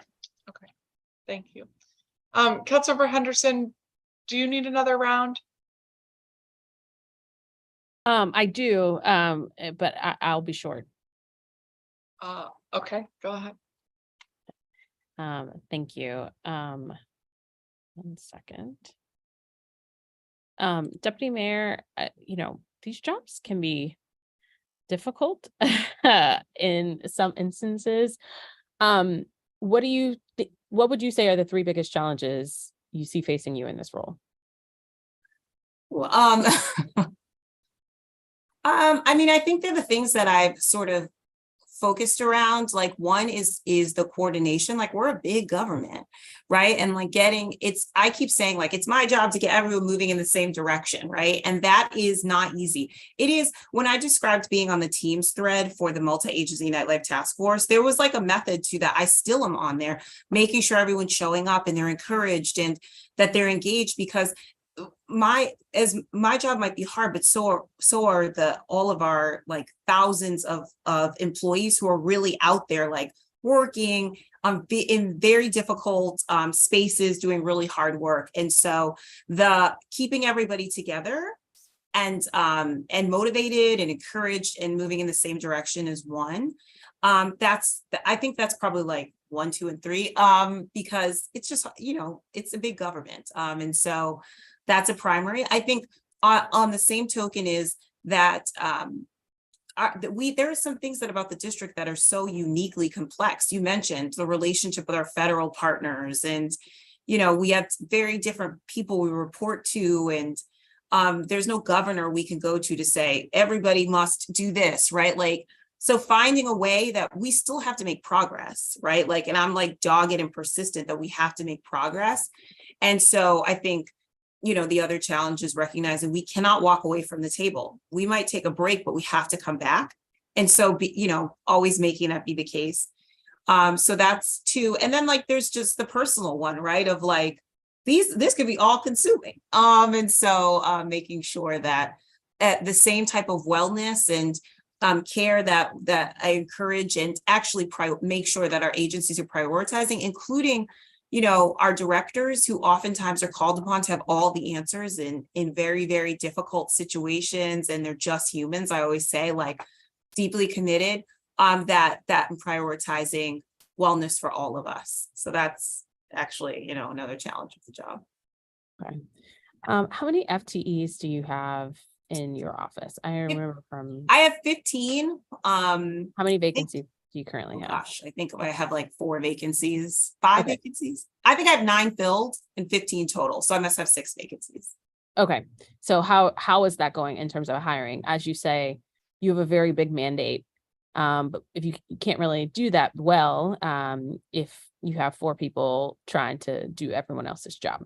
Yeah. So it is going. Like, I keep pointing my chief of staff who has come aboard. We have a senior policy advisor coming aboard. So as it's like doing both, right? Making sure like our agencies are keep moving, and then working on our administration. We have enough. I think I have 2 employees starting in the next couple of weeks. So we are very, very fortunate that many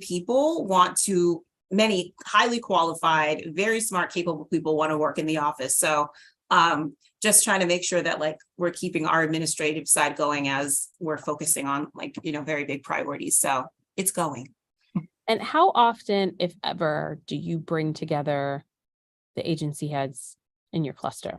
So we have a monthly cluster meeting where all of the directors will get together with them. Then I also have one-on-ones, and then I see them and speak to them a lot.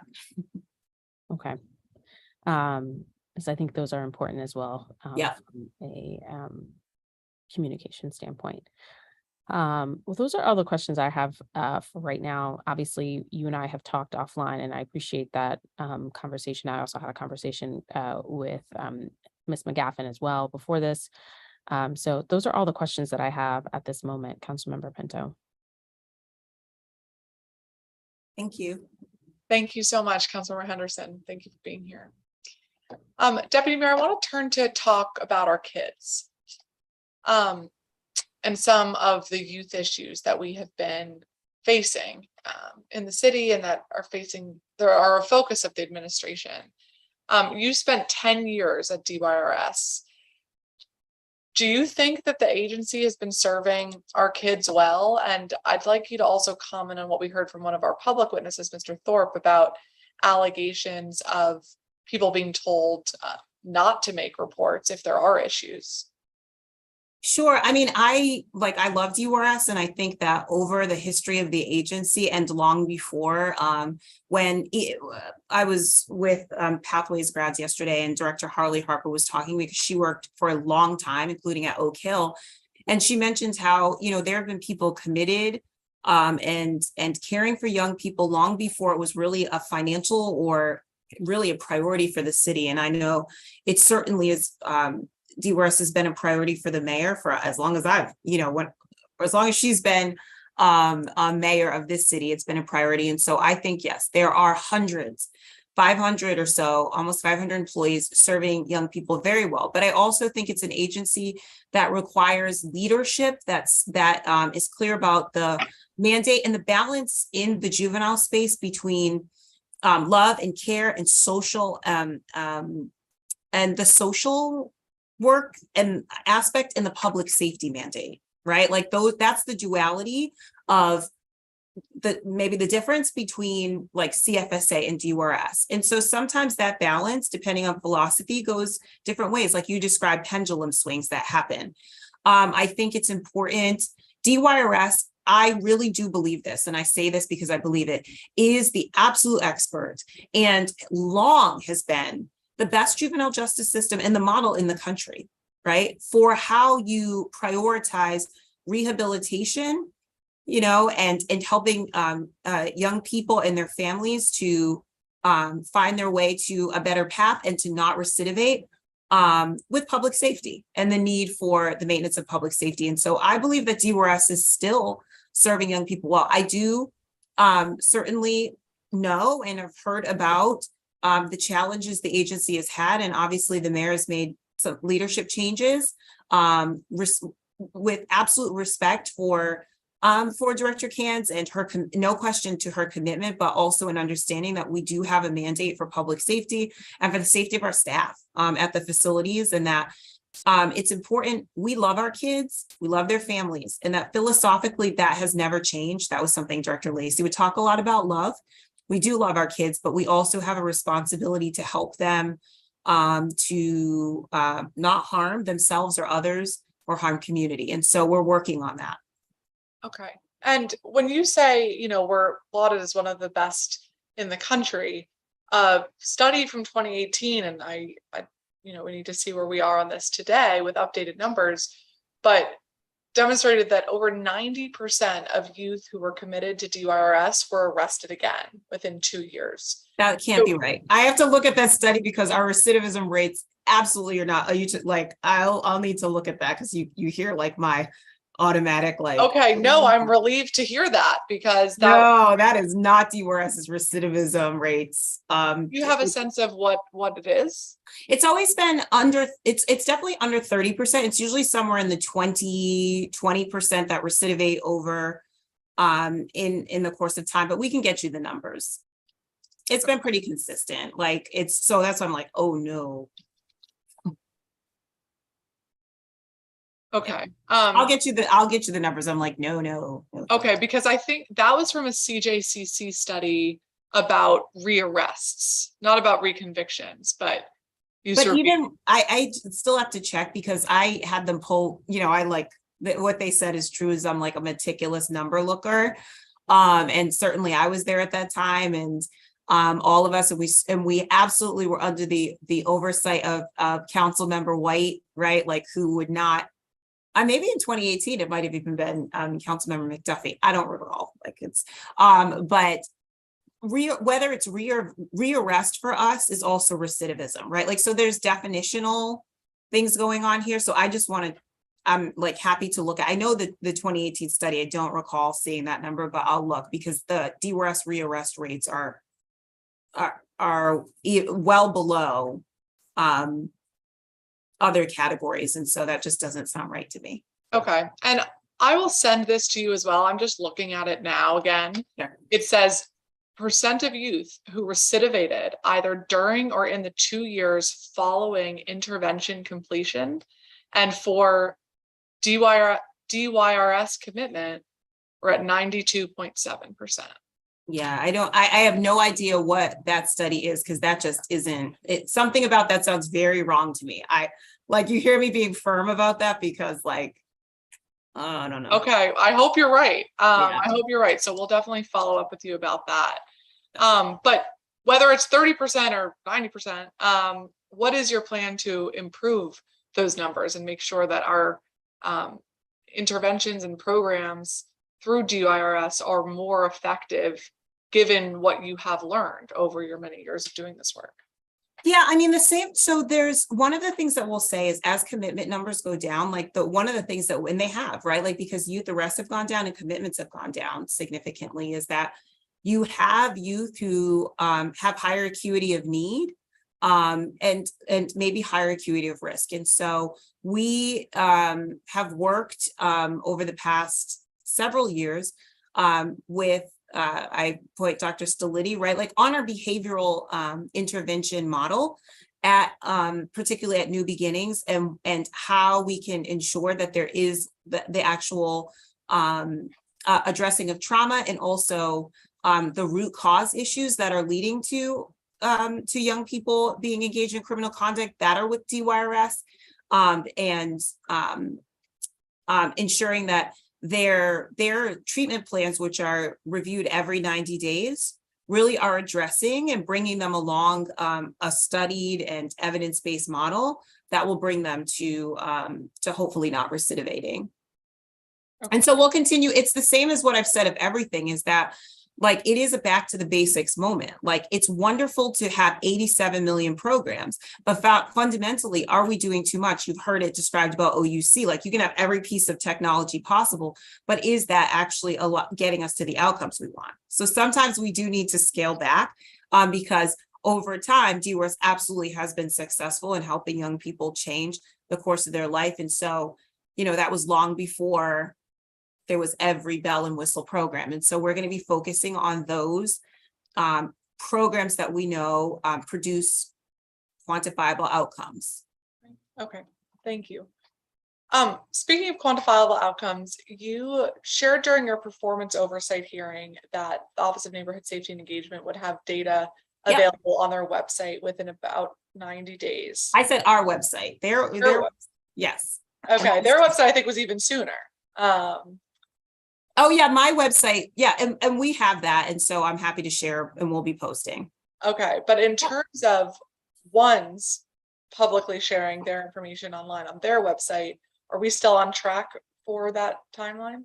I believe so. So one of the things that, obviously Director Harley Harper has just started, and the primary and most pressing work we've done is getting some of those infrastructural pieces you need in place, right? You need someone who actually is able to post to a website, right? Just, to be fair, that one's was very much, it's 5 years old. And so some of the key kind of pillars that you need for an agency, AFO, right? Chief Operating Officer, that allow you to do things like keep your website updated. The Director Harley Harper has prioritized. And the other thing, one of the benefits of Director Harley Harper overseeing both the Office of Gun Violence Prevention and ones, is that because OGVP was primary policy, they have a lot of those people who can help do those infrastructure pieces. So I don't see why there'd be a challenge to getting the data up on the website in a timely fashion. Okay, thank you. I look forward to seeing that soon. And I know that many residents do. And so that 90-day timeline from about 3 weeks ago is about mid-May. So just to confirm that. Okay. We have a major understaffing problem at a lot of our agencies, and we hear this, for our violence interrupters in terms of the pay that people are able to get. We hear this with Metropolitan Police Department, with Office of Unified Communications, the Department of Corrections, and FEMS. So what is your plan to support increased recruitment at all of these agencies? And if you can speak to those agencies kind of specifically, MPD, OUC, DOC, and FEMS. Yeah, so MPD obviously is in a category itself because certainly there have been a number of recruitment incentives which are helping to bring impact. I think we also have to, I'm a very pragmatic and realistic person, that we're in an environment in which not just public safety, but government work generally, because you named my agencies, but you could also name DBH, DPW, right? Like any of the ones outside the cluster, that it's a challenge, right? So MPD, we have a host of incentives that we're working on. And also what I've said, and this is true of each of the ones you named, OUC, FEMS, and MPD, we are working, and we have to, on building an internal district pipeline. That's why you're seeing increases in cadet programs. OUC just started its first cohort, right? Like to expose high schoolers in Ward 7 and 8 to call taking, right? FEMS, we're building their cadet program, and certainly MPD, obviously, we're adding all the time, because there's the recruiting piece of recruitment incentives, which we are working on, looking at across hard to fill public safety and justice positions, which are some of the ones you named. What are the types of incentives we can offer collectively versus like agency by agency that will help make us competitive? And this is particularly right, OUC, DOC, FEMS is a little bit differently, but also FEMS in the region, because we are competing with regional partners in our space. And so that's one of the things, is looking at incentives. And then also with the numbers we have, like you have to look at retention as well, which is another thing why you're seeing so much more investment in mental health, wellness at the agencies that you listed, because we need to retain people as well.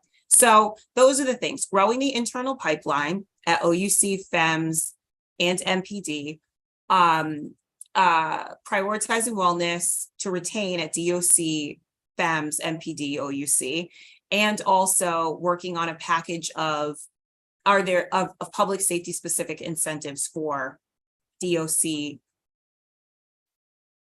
and OUC and FEMS. And I think that's everybody, yeah.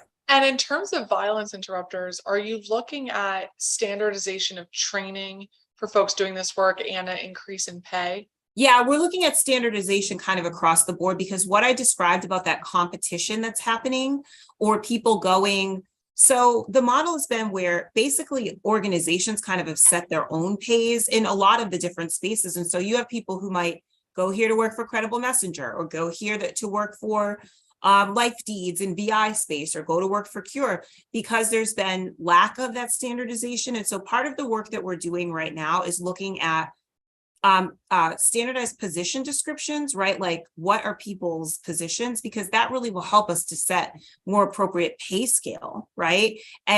And then build that into the actual grants themselves, because it's been very variable, whether it's safe passages or VIs, it's been variable across kind of entity. And that has been creating a lot of instability in the models. And so we are absolutely doing that. Like I said, standardization of position, and then pay scale, right? And then also how many hours are needed, because as we standardize position, if you're a safe passage worker, which is in that continuum, that's not necessarily the same PD as a VI or a mediator, and pay will be appropriate to each of those positions. Okay. And as we try to hire up more, but we have the reality of the situation currently that we're understaffed, are you looking for other ways to kind of offload responsibilities from the police? One of the things I spoke to Chief Conti about during MPD's performance oversight hearing was around civil protection orders, and particularly for domestic violence victims who are filing these complaints, and police officers are helping with those orders. That can be really time consuming, and sometimes it's leading to delays. Is that an area, or other areas that you're thinking creatively about how we can offload some of those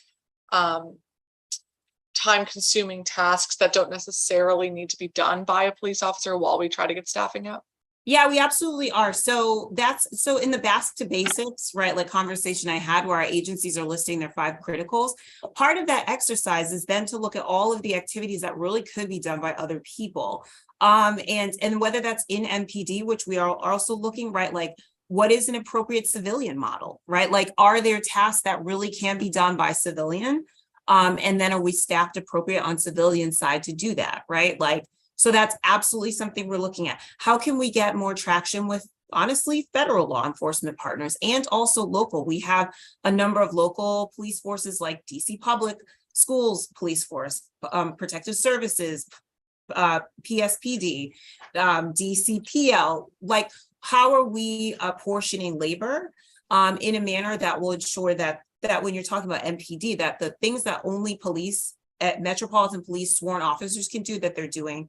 And that includes too, like upgrading computer systems, right? To have more efficiency. So you have to use less human capital. How are we making it? We really are looking at everything, particularly how can we make sure that sworn officers are doing only what sworn officers can do? Because there was some backfilling of administrative positions with sworn when some of our hiring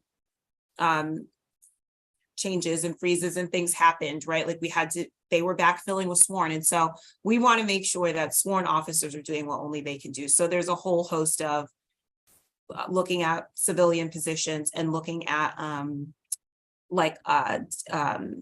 technology. Got it. Okay.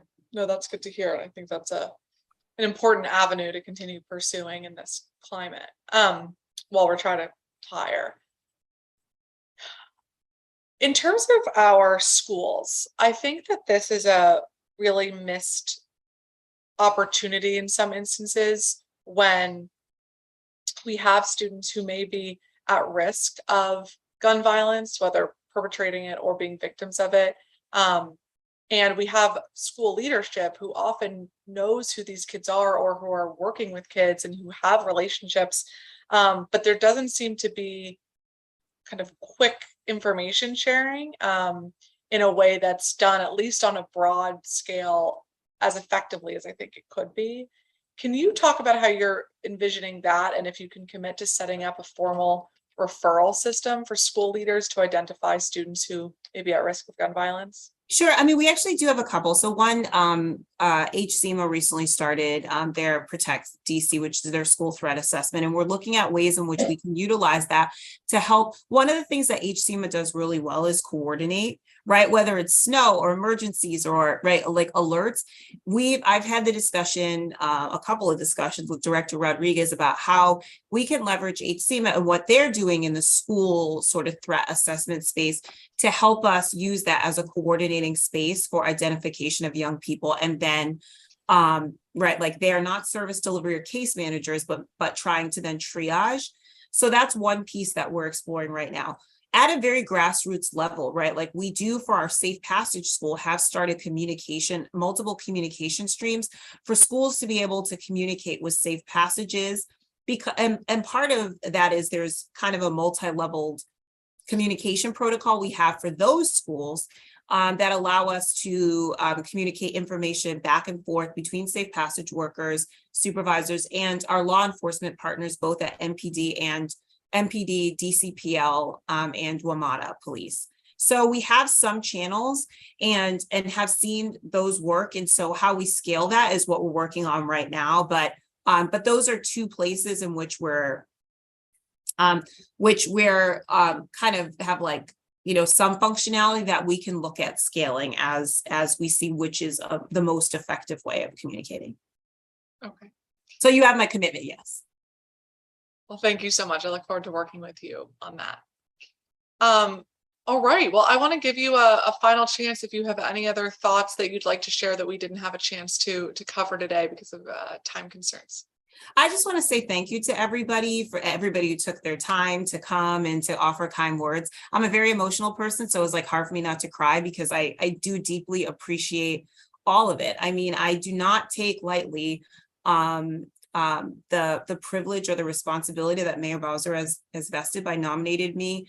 And I also want to say thank you to literally the thousands of people you'll never see in here, the public safety and justice agency employees who work 24/7. Like that's not just something that's said. They literally are working 24 hours a day, 7 days a week, because they really do deeply care about our residents and our city. And so I want to thank them. And then all of the residents who write and call, who invite me to their meetings and invite us out. Like, we really appreciate how engaged they are and how much they care and how passionate they are about our city. And so just, an end note of thank you to everybody for your partnership and your kindness and criticism and all of it. Well, thank you so much, Deputy Mayor. And thank you for all of your work that you've already done. And thank you in advance, because there is a lot to do.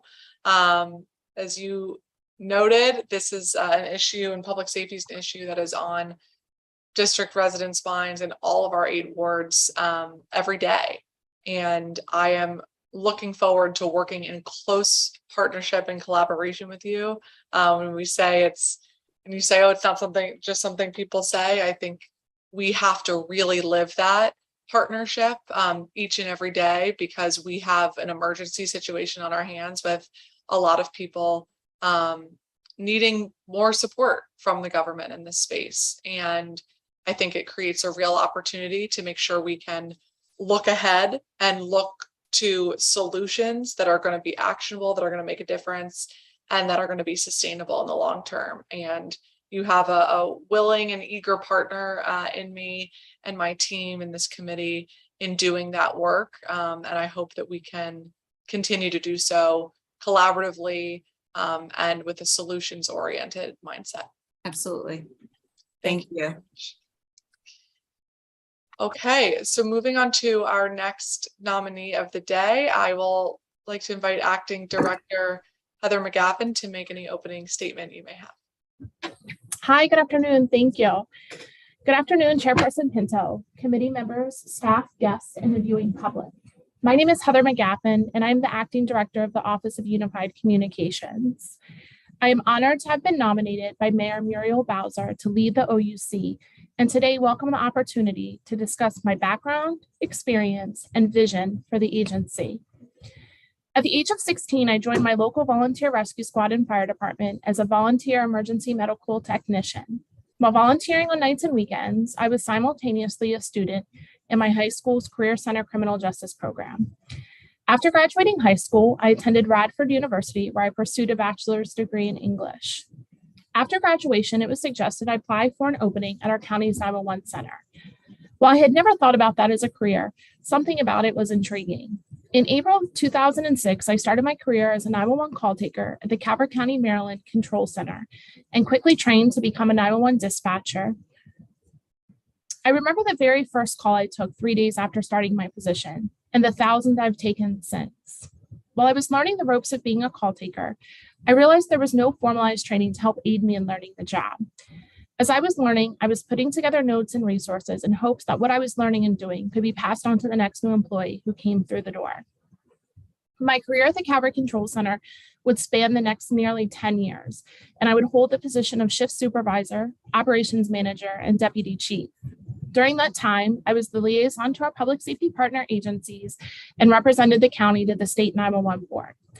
I successfully created and implemented a formalized training program and integrated new technology, including 911 protocols and a new computer-aided dispatch system. In 2015, I began a career in the private industry as a public safety communications consultant with a national public safety firm. During my 5-year tenure at the firm, I traveled across the nation and worked with hundreds of emergency communication centers of various sizes, state 911 administrations, and the National 911 Program, housed under NHTSA, the National Highway Transportation Safety Administration. During this time, I contributed to the updates of several state training programs, managed the integration of new next-generation 911 technology in multiple centers, and conducted several audits and evaluations of centers to assist with the reorganizing of operations, increasing staffing, and developing training programs. I also helped in initiatives to recognize 911 call takers and dispatchers as public safety personnel. On the national level, I have contributed to working documents such as the Next Gen 911 Roadmap and the Telecommunicator Job Reclassification Toolkit, which helps centers realign their position descriptions to more accurately reflect the job a call taker and dispatcher in a 911 center do each day. In October of 2020, I accepted my first position at OUC as the Chief of Special Operations and Investigations. During that tenure, I was responsible for managing several new implementations alongside other members of the executive team. In July of 2021, I was asked to help run 911 operations in the absence of a 911 operations chief and continued in that role simultaneously until June of 2022. Additionally, in February of 2022, I was appointed as the first deputy director of the OUC and kept that role until my appointment by Mayor Bowser this past February. I'm an active member of the National Emergency Number Association and the Association of Public Safety Communications Officers. I am one of only 1,500 certified emergency number professionals and am considered a subject matter expert in our industry in both training and next generation 911 operations. I am passionate about public safety communications. I've spent my career building and developing critical expertise, and I hope you agree with the mayor that I have the leadership, experience, and credentials to be confirmed as the director of the OUC. During my nearly 18 years in public safety communications, I've had the opportunity to not only learn, but understand the immense amount of trust that is placed in an agency like ours. I don't take that trust lightly. I also know firsthand how rapidly operational and technical needs in this space change. It's my goal to help advance our agency, restore any lost trust, and bring the combination of my education, my experience, and my leadership tools to OUC and its workforce. Our residents and visitors interact with employees of the OUC more than 5 million times annually, and we always aim for those interactions to be positive. I also understand that there is no margin for error, especially when lives are at stake. I have decided in the coming months and beyond to focus on some initiatives to strengthen our capabilities, our resources, our tools, and our relationships with the community we serve. Our team is focused on aligning our policies and procedures to national standards and best practices, developing successful recruitment and retention best practices, analyzing our workflows on both 911 and 311 to ensure positive interactions, minimizing errors by evaluating and improving training and technology, ensuring employees are provided resources to ensure their physical, mental, and emotional well-being, strengthening our relationship with the community by being responsive to their needs and keeping open the lines of communication. The main goal of our agency is and will always be to be available to the public at their time of need, whether that situation is emergent or otherwise. Understanding we are home to the most two trusted and used numbers in this city. We will achieve this goal by improving processes and being both transparent and accountable to the public. By using the recommendations made in the DC Auditor's report, coupled with the industry national standards and best practices, I intend to look closely at how we operate daily and continue to implement solutions to address our misses. We will continue to expand our OUC roadmap and strengthen our strategic plan. We will make sure we are consistent with the needs of our community. It is imperative residents of the district know they can hold our agency accountable. I will continue to look for ways we can provide methods for residents and visitors to access information, follow our progress, and report issues and concerns that they may have. We are looking to further ease our accessibility, both in person and virtually, to both our external and internal partners. Additionally, I look forward to continuing the work with you, Chairperson Pinto, and the members and staff of the committee to ensure collaboration and productivity. While I have attended community events since my appointment, I will continue to work with community groups and with ANCs to focus on neighborhood issues, educate about 911 and 311, and strengthen the relationship and understanding of our agency's roles and responsibilities. I'm excited about the opportunity to lead OUC, and I'm so grateful to Mayor Bowser for nominating me. I know there's work to be done. I'm ready to lead our team in the right direction. I would be remiss if I didn't take this opportunity to thank and acknowledge the women and men of the Office of Unified Communications. They are real heroes of this city, and I'm honored and proud to have the opportunity to work beside them each and every day. They serve this city with passion, grit, and perseverance each day. These employees truly answer the call. Thank you and the committee for your time today as well. And this concludes my testimony, and I look forward to answering any questions the committee might have at this time. Thank you so much, Director McGaffin, and thank you for sharing some of your robust history and experience in this really important space. And I know that you'll continue to draw upon those experiences in that work.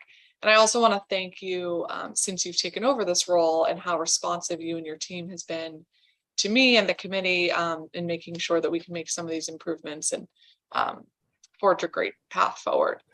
I do want to start by discussing your track record at OUC though, and your plans for the agency going forward. So I understand that you joined OUC in 2020 as the Chief of Special Operations and Investigations. Can you discuss what this role entailed and what you were responsible for investigating? Sure. So at the time when I joined, we were dealing with pandemic related situations a lot here. And one of the things that I was really focused on was looking at complaints that were coming in from council members, from residents, from our allied partners, both at FEMS and MPD, and was really trying to develop a process around how we would take those complaints in, what we would do with them, and then how we would kind of respond back to those agencies. So I did that, and I also helped to kind of implement some projects that were underway.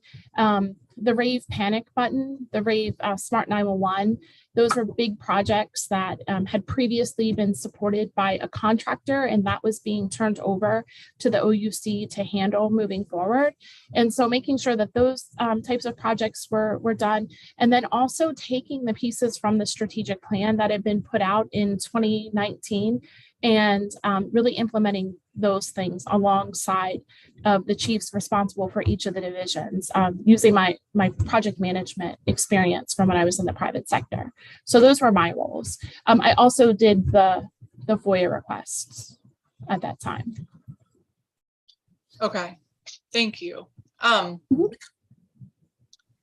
I want to ask you about a recent lawsuit. Previous director Cleo Sabito mentions in her lawsuit filing that she reported incidents of errors to you directly when she was working at FEMS.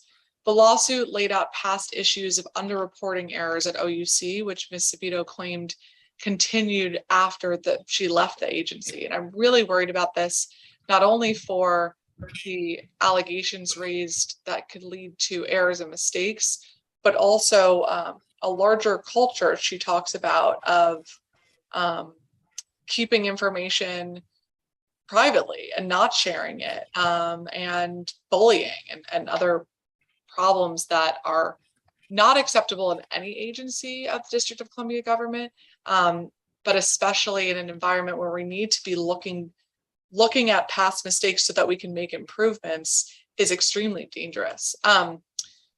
The lawsuit states in part, an appropriate OUC response to such reports about OUC errors would be to list the error in the complaint database, investigate that error, and respond with the findings. However, it became clear that Ms. McGaffin either was not appropriately logging complaints or was attempting to justify the action and minimize the error. For example, on one occasion, Ms. Sabito raised to OUC her concern that OUC did not send a medic to a call where CPR was in progress on an infant. Instead, OUC sent a rescue squad trained to break into locked vehicles or buildings without a medic. Rather than investigate the source of the error and address how to prevent such an error from occurring again, OUC instead sought to justify sending a rescue squad instead of a medic unit by misconstruing the statements made by the caller. Can you respond to this allegation, and have you appropriately logged and investigated all errors that have been reported to you since you've joined OUC? Sure. So while I'm not at liberty to discuss pending litigation, including the merits of a case, as to not compromise the pending matter, what I can say is this. We have a database that is accessible to all of our partner agencies, and they put the errors in that database. Everything that is in that database from 2020, when that was developed, until now, is accounted for. Once an error is in a database, it cannot be taken out. And FEMS and MPD have access to that database. Okay. Well, let me then ask you about this broader kind of culture allegation that came up in the lawsuit around, in positions higher than your own, of a culture of not reporting mistakes and telling people if they did, then there would be repercussions. So is that your experience with the agency? And either way, how are you viewing your role as leading this agency to make sure that that is not part of the culture? Sure. So not in my experience, and this is what I'll say. We have on March 1st launched a new feedback form. Of course, our internal partners, and when we say internal, we're really talking about MPD and FEMS, the partners that we service as dispatchers, and we take calls for them to go on scene. But what I can say is we have the feedback form. We're monitoring social media. In a couple of occasions, residents have tagged us in concerns, and I personally have reached out to them. Additionally, I've also reached out to their council members, right? Because a lot of times they're tagging OUC, they're tagging their council member. We're investigating those things. We're going to ANC meetings and making the phone calls when there are questions. And our new Chief of Special Operations and Investigations is meeting with our internal partners monthly, something that I did. We've always met with their liaisons on a regular basis. They're here, their liaisons are housed here at OUC. So even if something is outside of that regular rhythm, they have accessibility to us and we have that to them. So we have a really strong communications path with those agencies, and we're really trying to strengthen and really open up those lines of communication to our residents, right? Because at the end of the day, that is who we are most accountable to, the residents. They need to trust in our agency and know that we're going to continue to work to get it right each and every time.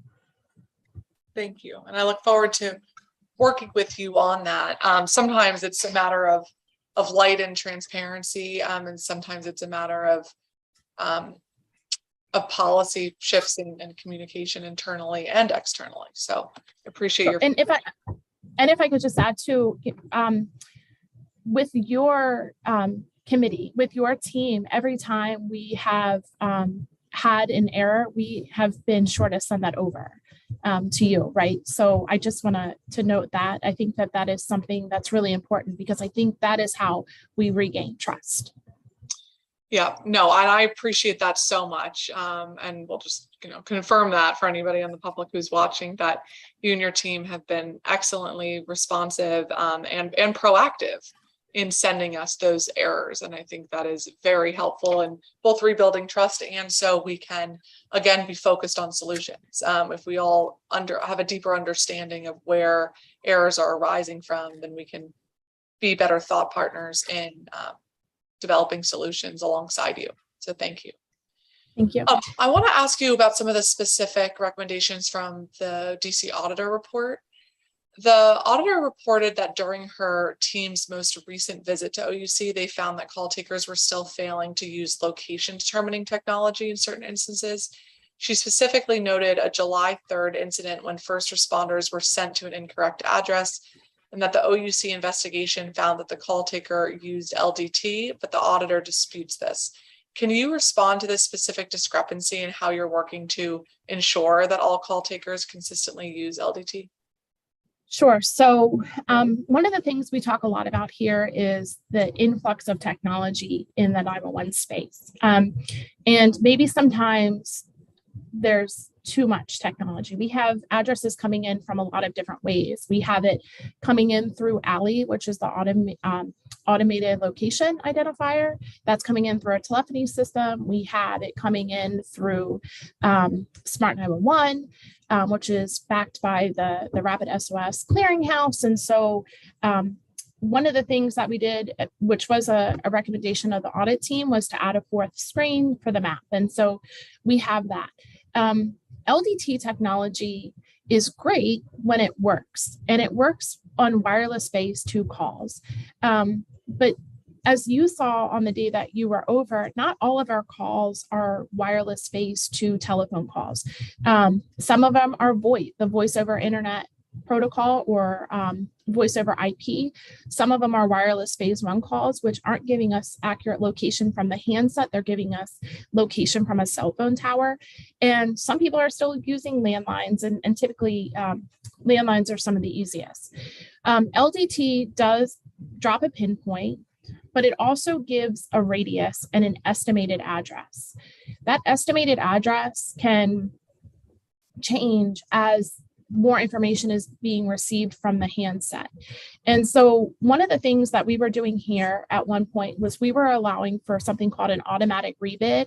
And so every 7 seconds, the phone was rebidding with the location. Well, if I had already gotten a location and verify the location and put that location in, the next time it would rebid, it would automatically change it to whatever that rebidded location was, whether it was right or wrong. The FCC requires that the LDT technology provide a radius. And so sometimes, especially when streets are close to one another, that radius can be accurate, or it can be a little off. It can be encompassing of several streets with the same name, but different places. And so one of the things that we are really trying to do is to minimize that hesitation that the auditor spoke about, right? She said her audit team, and I'm paraphrasing here, the audit team saw a lot of hesitation when it came to map utilization for LDT, and something that they hadn't seen before. And I think part of that was when that technology was rolled out, the training team at the time may not have known a lot about it, right? It was new, it was up and coming. And so maybe the technology wasn't trained appropriately. What we are doing now is going back and retraining. We've brought in Rapid SOS. We've brought in our partners at Rave. We've more recently brought in Octo GIS to help train us on these things so that all of our employees, the new ones coming in and the ones who have been here for many years, really understand how to use it. We also did a train the trainer for all of our trainers and all of our supervisors. So if there is question about how to use it, it's still there. Was that new technology, sorry to interrupt you, was the new technology new in July? No, but there had not been a robust amount of training done prior when the audit team had first come. That has since come later. Actually, most recently, June of 2022, when we had an operations chief and a new training chief. Okay. And during performance oversight, you said that the auditor recommendation was implemented of having 4 supervisors on the floor during each shift. Has Yes. have all those positions been filled, and are they currently working on the OUC floor? I have 18 supervisors positions. 17 of them are filled. We have just lost one to another government agency, so we'll be looking to fill that vacancy. But yes, they are on the floor. They are all working. Every shift has 4. That is an update since the audit team was here in September of 22, but they are all here. Can you provide an update on the number of call takers who have received remedial training in response to the auditor recommendations? How many have received the 40-hour one-on-one course, and how many have been subject to additional personnel action following the subsequent monitoring? So we have 220 911 call takers and dispatchers. So a one-on-one 40-hour training is really not attainable, but what they have gone through are trainings that add up to 40 hours where we are doing location training, where we are doing sort of like a back to basics training on call processing. And every single one of our trainings now includes a customer service element. And, so we are doing that. And we have also set forth that all of our call takers and dispatchers with the implementation of PowerPhone will now be nationally certified in emergency medical, emergency fire, and emergency police dispatch, and will be required to take 40 hours of continuing education annually, and 8 of those hours will be geography specific. Okay. And, I think this is an example of where the specifics are really important. So instead of the recommendation asks for 40 hours one-on-one training, and you're doing a lot of training, and so that recommendation has been implemented, then it's left to somebody else saying, wait a minute, it's not actually 40-hour one-on-one training, and so the recommendation is not implemented. Instead, I think it'd be more productive to say in the response to the auditor report, this recommendation might not be feasible for XYZ reasons, but here's exactly what we are doing. We have provided training that amounts to X for Y employees. Because I worry that it could lead to this system where it seems like an inaccuracy is being told, or like the recommendation is being checked off, but there's just maybe a disconnect of what the goal really needs to be or what's really achievable. Sure. And thank you for that. And I just want to note that, in my experience as a trainer and someone who has developed training programs, it's also really imperative that after every incident, our training team is available. They get involved, right? So if it's a performance issue and that's what caused the mistake, they're getting involved. Of course, if it's a conduct issue, that looks a little bit different for HR to handle. Right. I got you. Okay. And what's your policy on the appropriate timeline for these complaint investigations and the resolution process? So noting that we have to be expeditious in that, within 48 hours, we need to know something about the call, about the problem. And then we are really aiming for within 5 days, having a full report, understanding that sometimes in 5 days we can't, right? Because in some cases, we are hosting after action roundtables with our partner agencies, with FEMS, with MPD, and we're talking about the situation holistically, what happened, and then how we're going to move forward. If there are policy changes that need to be made, if there are operational changes that need to be made, we're taking those reports and we are putting them forth to the deputy mayor's office. And we haven't had to do one of those reports, since Deputy Mayor Appiah and myself have been in our positions, but we've talked about how we'll handle that moving forward. And I'm really confident that that'll really demonstrate our ability to be accountable and transparent in those situations. Thank you. And just to kind of close the loop on the training plan, because the 40-hour, it's my understanding, was initially from OUC saying we're going to do these 40 hours. So has your position changed that 40 hours is not attainable, or it's just that the one-on-one 40 hours is not attainable? And so regardless of kind of the plan there, how many people have received the training and what's the timeline to make sure that they're all trained? Sure. So every single person in our agency within the past 6 months has received 40 hours of continuing education in some form.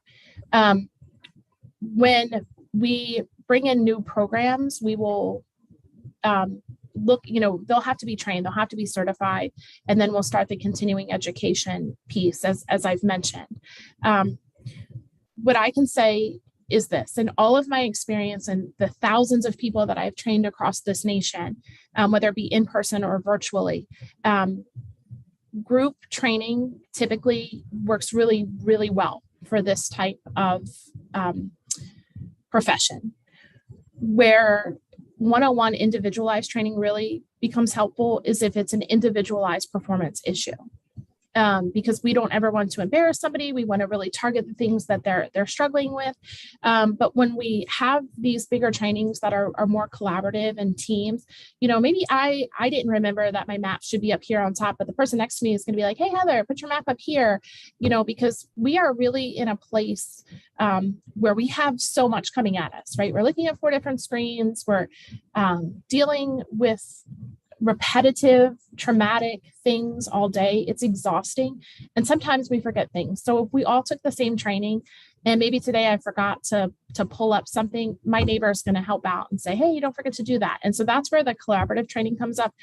Also, when we talk about one-on-one training for 200 employees, there's really no conversation or discussion or experiences shared, right? It's one-on-one, and it feels a little bit more stiff than it needs to be. And so, I'm really proud of our training department and how we've revamped that group. I'm really proud of the work that we've done there. And I'm even more proud of the collaboration that we now have because of built relationships with DC Fire and EMS and with MPD, and so they don't train one-on-one typically. They train in cadet classes too. And so we're kind of taking that approach because that's what is right for public safety. Okay. Okay. And, we were talking about you and your team sending some of the incidents and errors to the committee. And I want to ask if you could commit to a series of commitments kind of around that topic in an effort to improve transparency and, most importantly, build public trust with your agency. Can you commit to providing the committee quarterly updates on all call taker and dispatcher errors, including why the error was made and any corrective actions taken by the agency? Yes, absolutely. Would the format that we submitted that in our performance hearing be acceptable to the committee?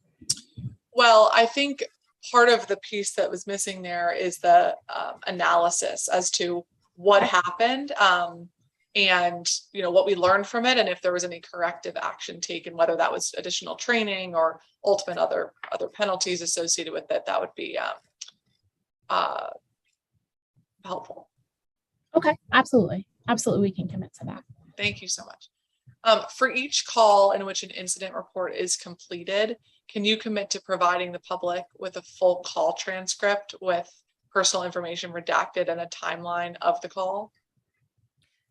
That is really something that I can't commit to without further discussion with our general counsel about what that looks like, because even when people make FOIA requests, there are personal privacy exceptions that can be made, right? And so we have always said, if it's a private home and somebody calls 911, we're not just giving that call out to the public. That's not fair to the caller. And I think one of the national best practices really says, or what the research has kind of alluded to, is that if I call 911 because I'm in fear, because my neighbor has threatened me, and now that call gets out, even if details are left out of the call transcript, my neighbor is probably going to be able to put 2 and 2 together based on the information in that call.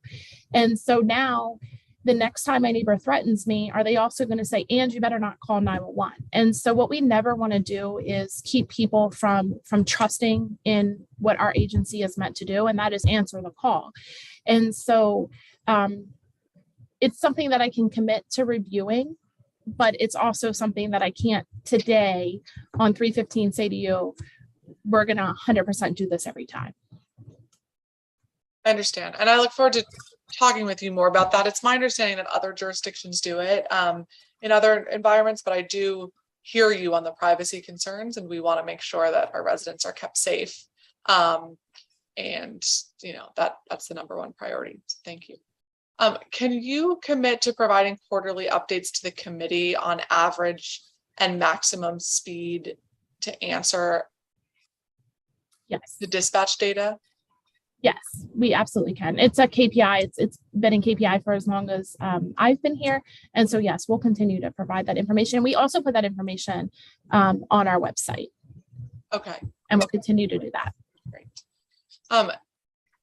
I'm worried about staffing, and I spoke to the deputy mayor, Appiah, about some of the concerns in staffing from her perspective, so we can get more folks in the door. But can you commit to providing the committee with quarterly updates on the number of shifts that were operated under minimum staffing levels? Yes. Okay, thank you. Can you commit to tracking data on the number and type of 911 misuse calls? We can. That number has gone up drastically, and kind of getting a hold of it is tough, right? Because we have a lot of connected devices now. We're not just carrying around our cell phones, right? We're all wearing watches and different things like that. And so we can certainly commit to letting you know how many calls were abandoned, if you will. Like, we answered and the person hung up before we got, before we said hello, or it was an open line and nothing seemed wrong. So we can certainly commit to that. But I think we need to look at that approach as a little more in depth, because I don't want to give you numbers that seem really off. But I also think that we don't have the best way of tracking those. And it's something that the industry holistically across this nation is struggling with. We know we're getting a lot more of those telephone misuse calls. Now, certainly the ones where there's like a TDOS, like a telephony denial of service, we will report those to you immediately. We report those out to the city immediately if we have them. But as far as the average everyday misdials, if you will, we will do our best to get accurate numbers to you. There'll just be some caveats about how we do that. Got it. And I totally understand the misdials and things are harder to track for a whole series of reasons. I'm more interested in how we can, change our strategy if we need to be educating the public more on the nurse triage line or things to ask for, or when non-emergency issues could be going through 311. That some of that information will help inform kind of next steps for public education. Mm-hmm. Absolutely. So I'm really interested in this piece about analyzing why mistakes are happening. Can you commit to updating your policy and requiring that all after action reports clearly document any investigative and remediation efforts the agency has taken?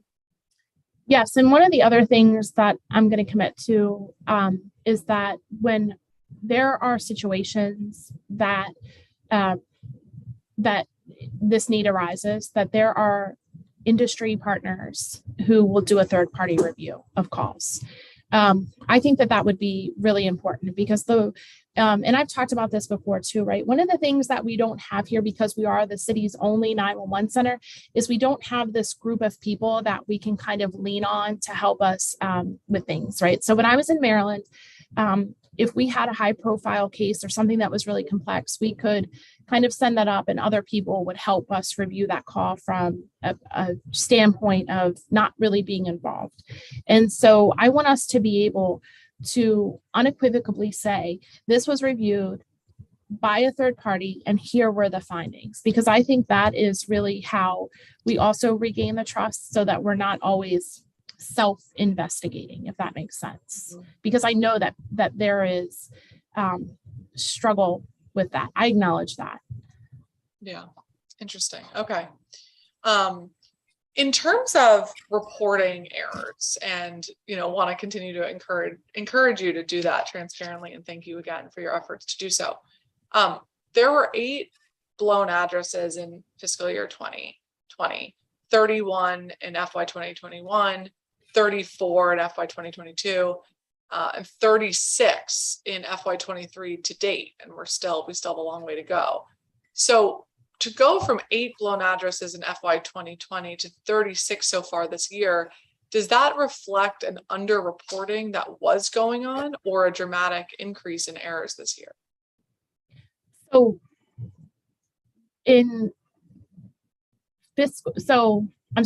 I started in October of 2020. So, and I was working to develop a reporting mechanism. We can report better today because of our increased supervision. We can report better today because our employees are reporting right. Once a call taker takes a call and they send it, most times they don't know that the address is wrong, right? They've moved on to the next call in the queue.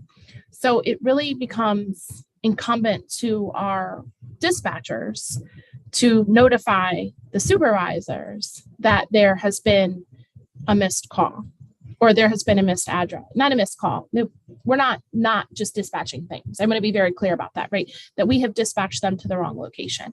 And so we have, made it the responsibility of our supervisors to be looking at cards. We have implemented our ECA, our emergency communications analyst, who is looking at cards, and we have made it a policy that our dispatchers need to report that.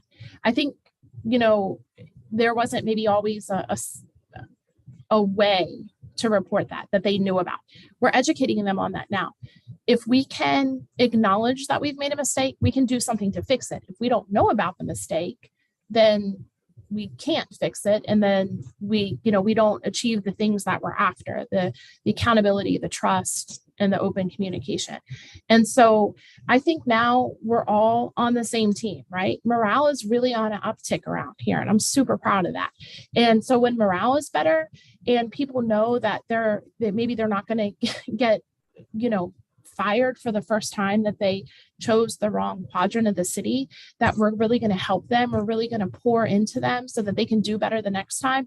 I think it's a heck of a lot easier for somebody to say, I made a mistake and I need help, versus being so scared to even tell somebody because they're not sure what those consequences are going to look like.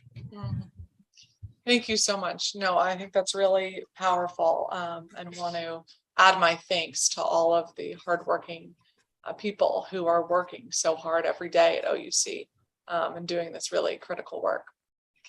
Thank you. So Director McGaffin, I want to give you a chance if you have any other closing thoughts or things to share that we didn't get a chance to talk about today. Sure. I'm just going to say this. I'm really invested in the people, right?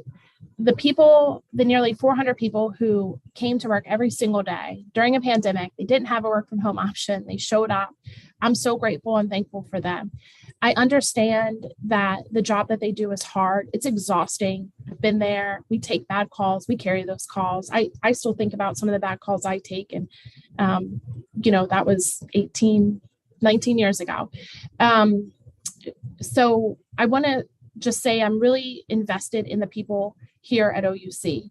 I'm also really invested in the 700,000 people that call Washington, D.C. home. I know how absolutely important it is to have a system that you can trust. And I'm going to say when things are a little off, right? I'm going to say we have vacancies. I'm going to say the calls we're taking are more complex. We're staying on the phone longer. You might have to be in queue. Don't hang up. We're not going to ignore you. We're going to look at technology and the tools that we use. And I'm really committed to building trust of my employees here at OUC, trust of you and your committee, trust of the council, certainly trust of the deputy mayor, the mayor, and all of the residents. So in a time of crisis, there's no doubt that we're going to answer the call. We're going to do it right.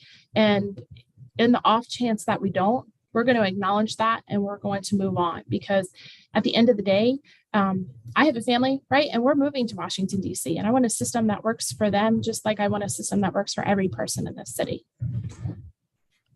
Great. Well, thank you so much, Director McGaffin, and congratulations again.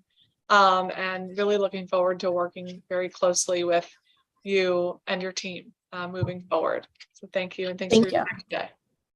Thank you. Take care. All right. Well, that concludes our hearing for today. I want to thank both of our nominees, Director Heather McGaffin and Deputy Mayor Lindsey Appiah, for your time and your commitment to this work and your willingness to serve the residents and visitors of the District of Columbia who are relying on you for big roles and for public safety and in many emergency and non-emergency environments. So on their behalf, we appreciate your efforts and looking forward to a improved and continued partnership and collaboration as we continue on this year. I want to also thank our public witnesses and our auditor, Kathy Patterson, for joining us today and all of your work in these spaces as well. There being no further business before